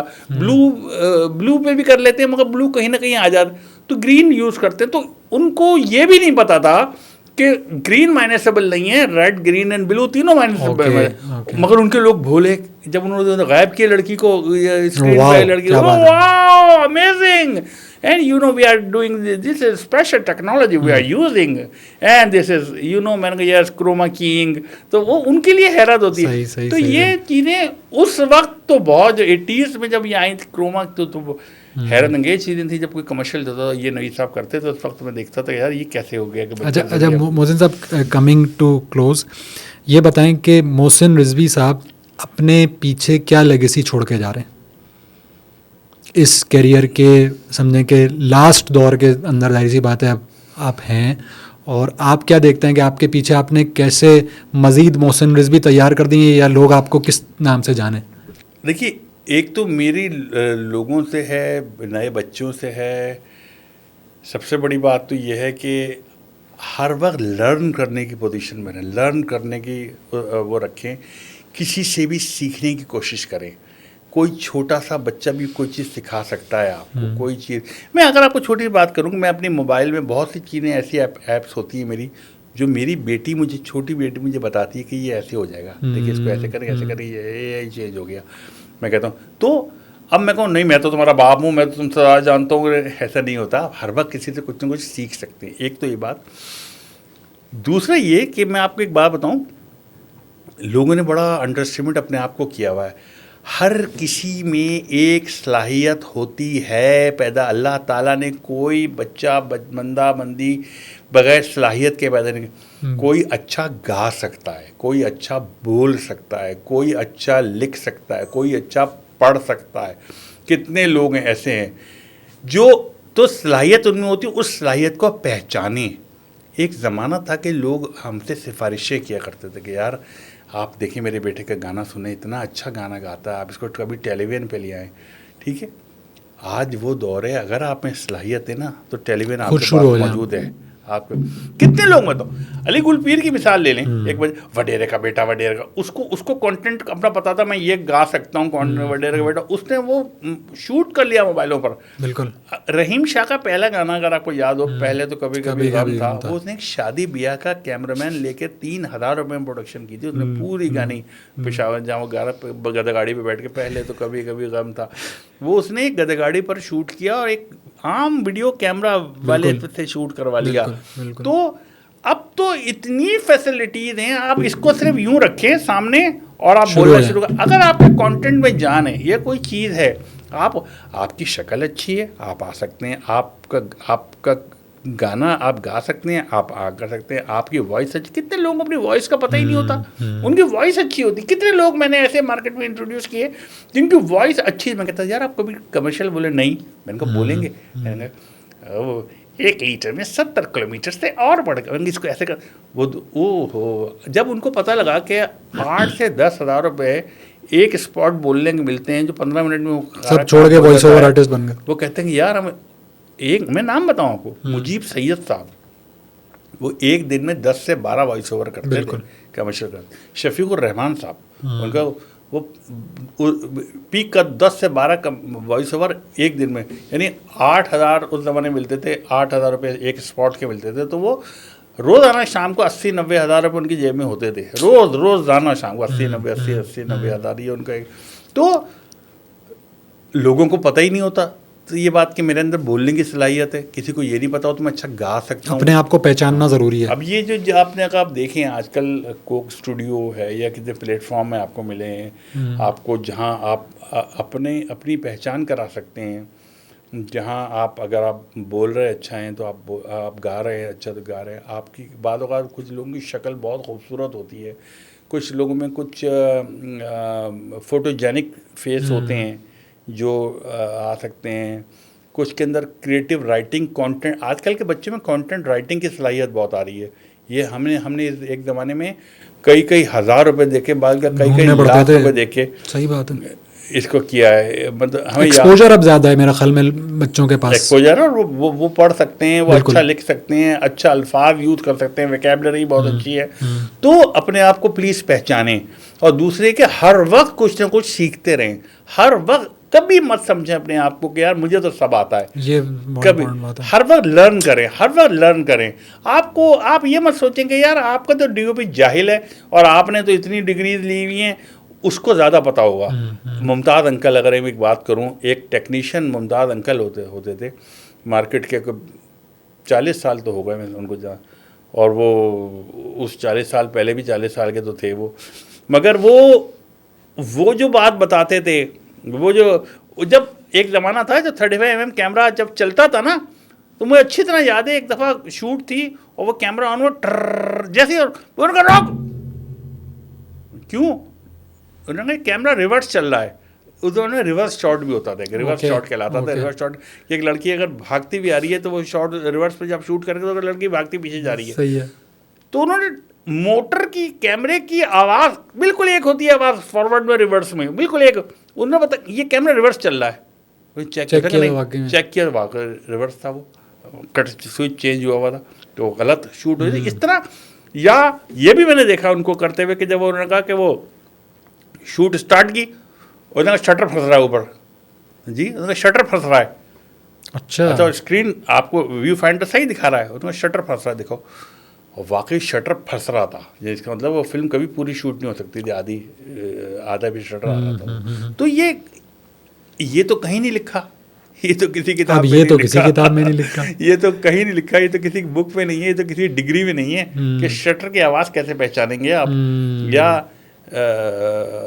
मैं कितने ये जो बड़े आर्टिस्ट होते हैं ना, मैं नाम लूँ, रीमा, मैं उनकी तारीफ़ करूँ, हमारे फ्लोर पे आती थी, वो आके खड़ी होती थी, अब कैमरा उधर खड़ा हुआ है, एक लगा हुआ है, लाइटिंग हुई, वो कहती थी कि मुझे साहब मैं लाइटिंग करा लूँ, मैं कराओगी, हाँ मैं करा लूँगी अपनी। और उसको कुछ नज़र नहीं आ रहा, लाइट्स ऊपर है, ये तो सॉफ्ट लाइट है ना, ठंडी लाइट है, वो लाइटें फाइबर उधर लगा, पंजा इधर लगा हुआ है, टंगस्टन इधर लगी हुई है। अब वहाँ से चीखरे ऊपर सब हैं, ऊपर ग्रिड होती थी हमारी, जैसे ये ग्रिड है इस तरह ग्रिड ऊपर होती थी वहाँ। यूँ कहते ये बढ़ाओ, ये टू के बढ़ाओ, हाँ और वो खोल रहा है लाइट को तेज कर, और बढ़ाओ, और यहाँ दो देख कहीं नहीं देख रही हो, लेकिन यहाँ तो फील कर रही है बस। अच्छा ये हो गई, अच्छा मेरे बालों को लाइट दो जरा, हाँ बालों को लाइट दो, यहाँ से बढ़ाओ, नहीं इधर लेफ्ट में ले जाओ भाई, एक स्लाइड बना दो बालों की यहाँ, बस वो बता रही। अच्छा फिर खड़े होकर कह रही है अच्छा कैमरा कहाँ रखोगे, वहाँ कैमरा वहाँ रखोगे ना, अच्छा कितना है मेरे पे, मैं बोल रही हूँ ना, हाँ कितनी गुंजाइश है मेरे पास आगे जाने की, तुम कौन सा लेंस कौन सा लगाया हुआ है, इतनी टेक्निकलिटी, हाँ फिक्स लगाया हुआ है, कौन सा 50 है, अच्छा मेरे पास कितनी गुंजाइश है बताओ, ये मैं आई आगे, ये मैं गई पीछे, बस आउट ऑफ फोकस तो नहीं, यहाँ से आउट ऑफ फोकस, बस यहाँ तक रहूँगी मैं बस। और वो बोलते हुए जहाँ बोलेगी कैलकुलेटेड तो नहीं, कैलकुलेटेड, तो अब आप उसको क्या सिखाएंगे, मतलब रीमा के साथ या किसी भी बड़ी प्रोफेशनल आर्टिस्ट के साथ कभी एक हमेशा हम कहते हैं सीआर कर लें पहले, सीआर होता है कैमरा रिहर्सल, कि बगैर कैमरे को, मतलब कैमरा चलेगा नहीं, हम बात करेंगे कि वो आगे बोली पूरा बोली, और वो सीआर के बगैर कैमरे का सीआर। अगली जो कहती टेक करेंगे, जब टेक करते थे ना तो मेरे पास कोई गुंजाइश नहीं होती थी कि मैं दोबारा रीटेक करूँ इस शॉट की। यानी जो काम हम 8 डब्बों में कर रहे हैं, 10 डब्बों में कर रहे हैं, वो काम मैं शायद 2 डब्बों में किया है मैंने। सही, सारे मुख्तलिफ, अनवर मकसूद साहब बिल्कुल, इनके साथ मैंने काम की, बात समझ ली उन्होंने, वो कभी स्क्रिप्ट नहीं बोलते, वो आप उनको दे देना कि ये बोलना है स्क्रिप्ट, वो कहते हैं बात समझने दो मुझे, बस ठीक है, और फिर वो एक लाइन मजाक की डाल देंगे बीच में, मगर बोलेंगे अपना परफेक्ट बोलेंगे, इम्प्रोवाइजेशन। तो जितने आर्टिस्ट हैं वो परफेक्ट, जो जितने सीनियर सीजन आर्टिस्ट हैं ना वो, तो आप कभी उनसे बहस मत करेंगे, नहीं मैं तो डायरेक्टर हूँ, मैं तो तुमसे यूं भी काम लूंगा, अब तुम यूं भी करो, नहीं करें, उनको आपसे ज़्यादा पता है, बिल्कुल, उन्होंने आपसे ज़्यादा काम किया हुआ है, तो उनकी सीनियर्स की कदर करें। अब उन सीनियर्स की ज़रूरी नहीं है बहुत, अगर आप डिग्रीज लेके पढ़ के आ गए, तजर्बे की, मैंने कहा ना मुमताज़ अंकल के पास कोई डिग्री नहीं थी, मगर वो शटर के साउंड से बता देते। सही बात है sir, thank you very much, बहुत सारा आपने टाइम दिया और बहुत सारी एक्सपीरियंस शेयरिंग हुई, और अच्छा लगा कि आपने बहुत पुराने पीटीवी के दौर से अब तक के बहुत सारी अपडेट्स भी बताई, और टेक्नोलॉजी वाइज भी और कॉन्सेप्ट वाइज भी, तो आपकी आमद का शुक्रिया। ज़रूर बताइएगा कैसा लगा पॉडकास्ट, और कोई भी सवाल हो, कोई भी कमेंट हो तो ज़रूर कमेंट सेक्शन में ज़रूर लिख दीजिएगा। अल्लाह हाफ़िज़।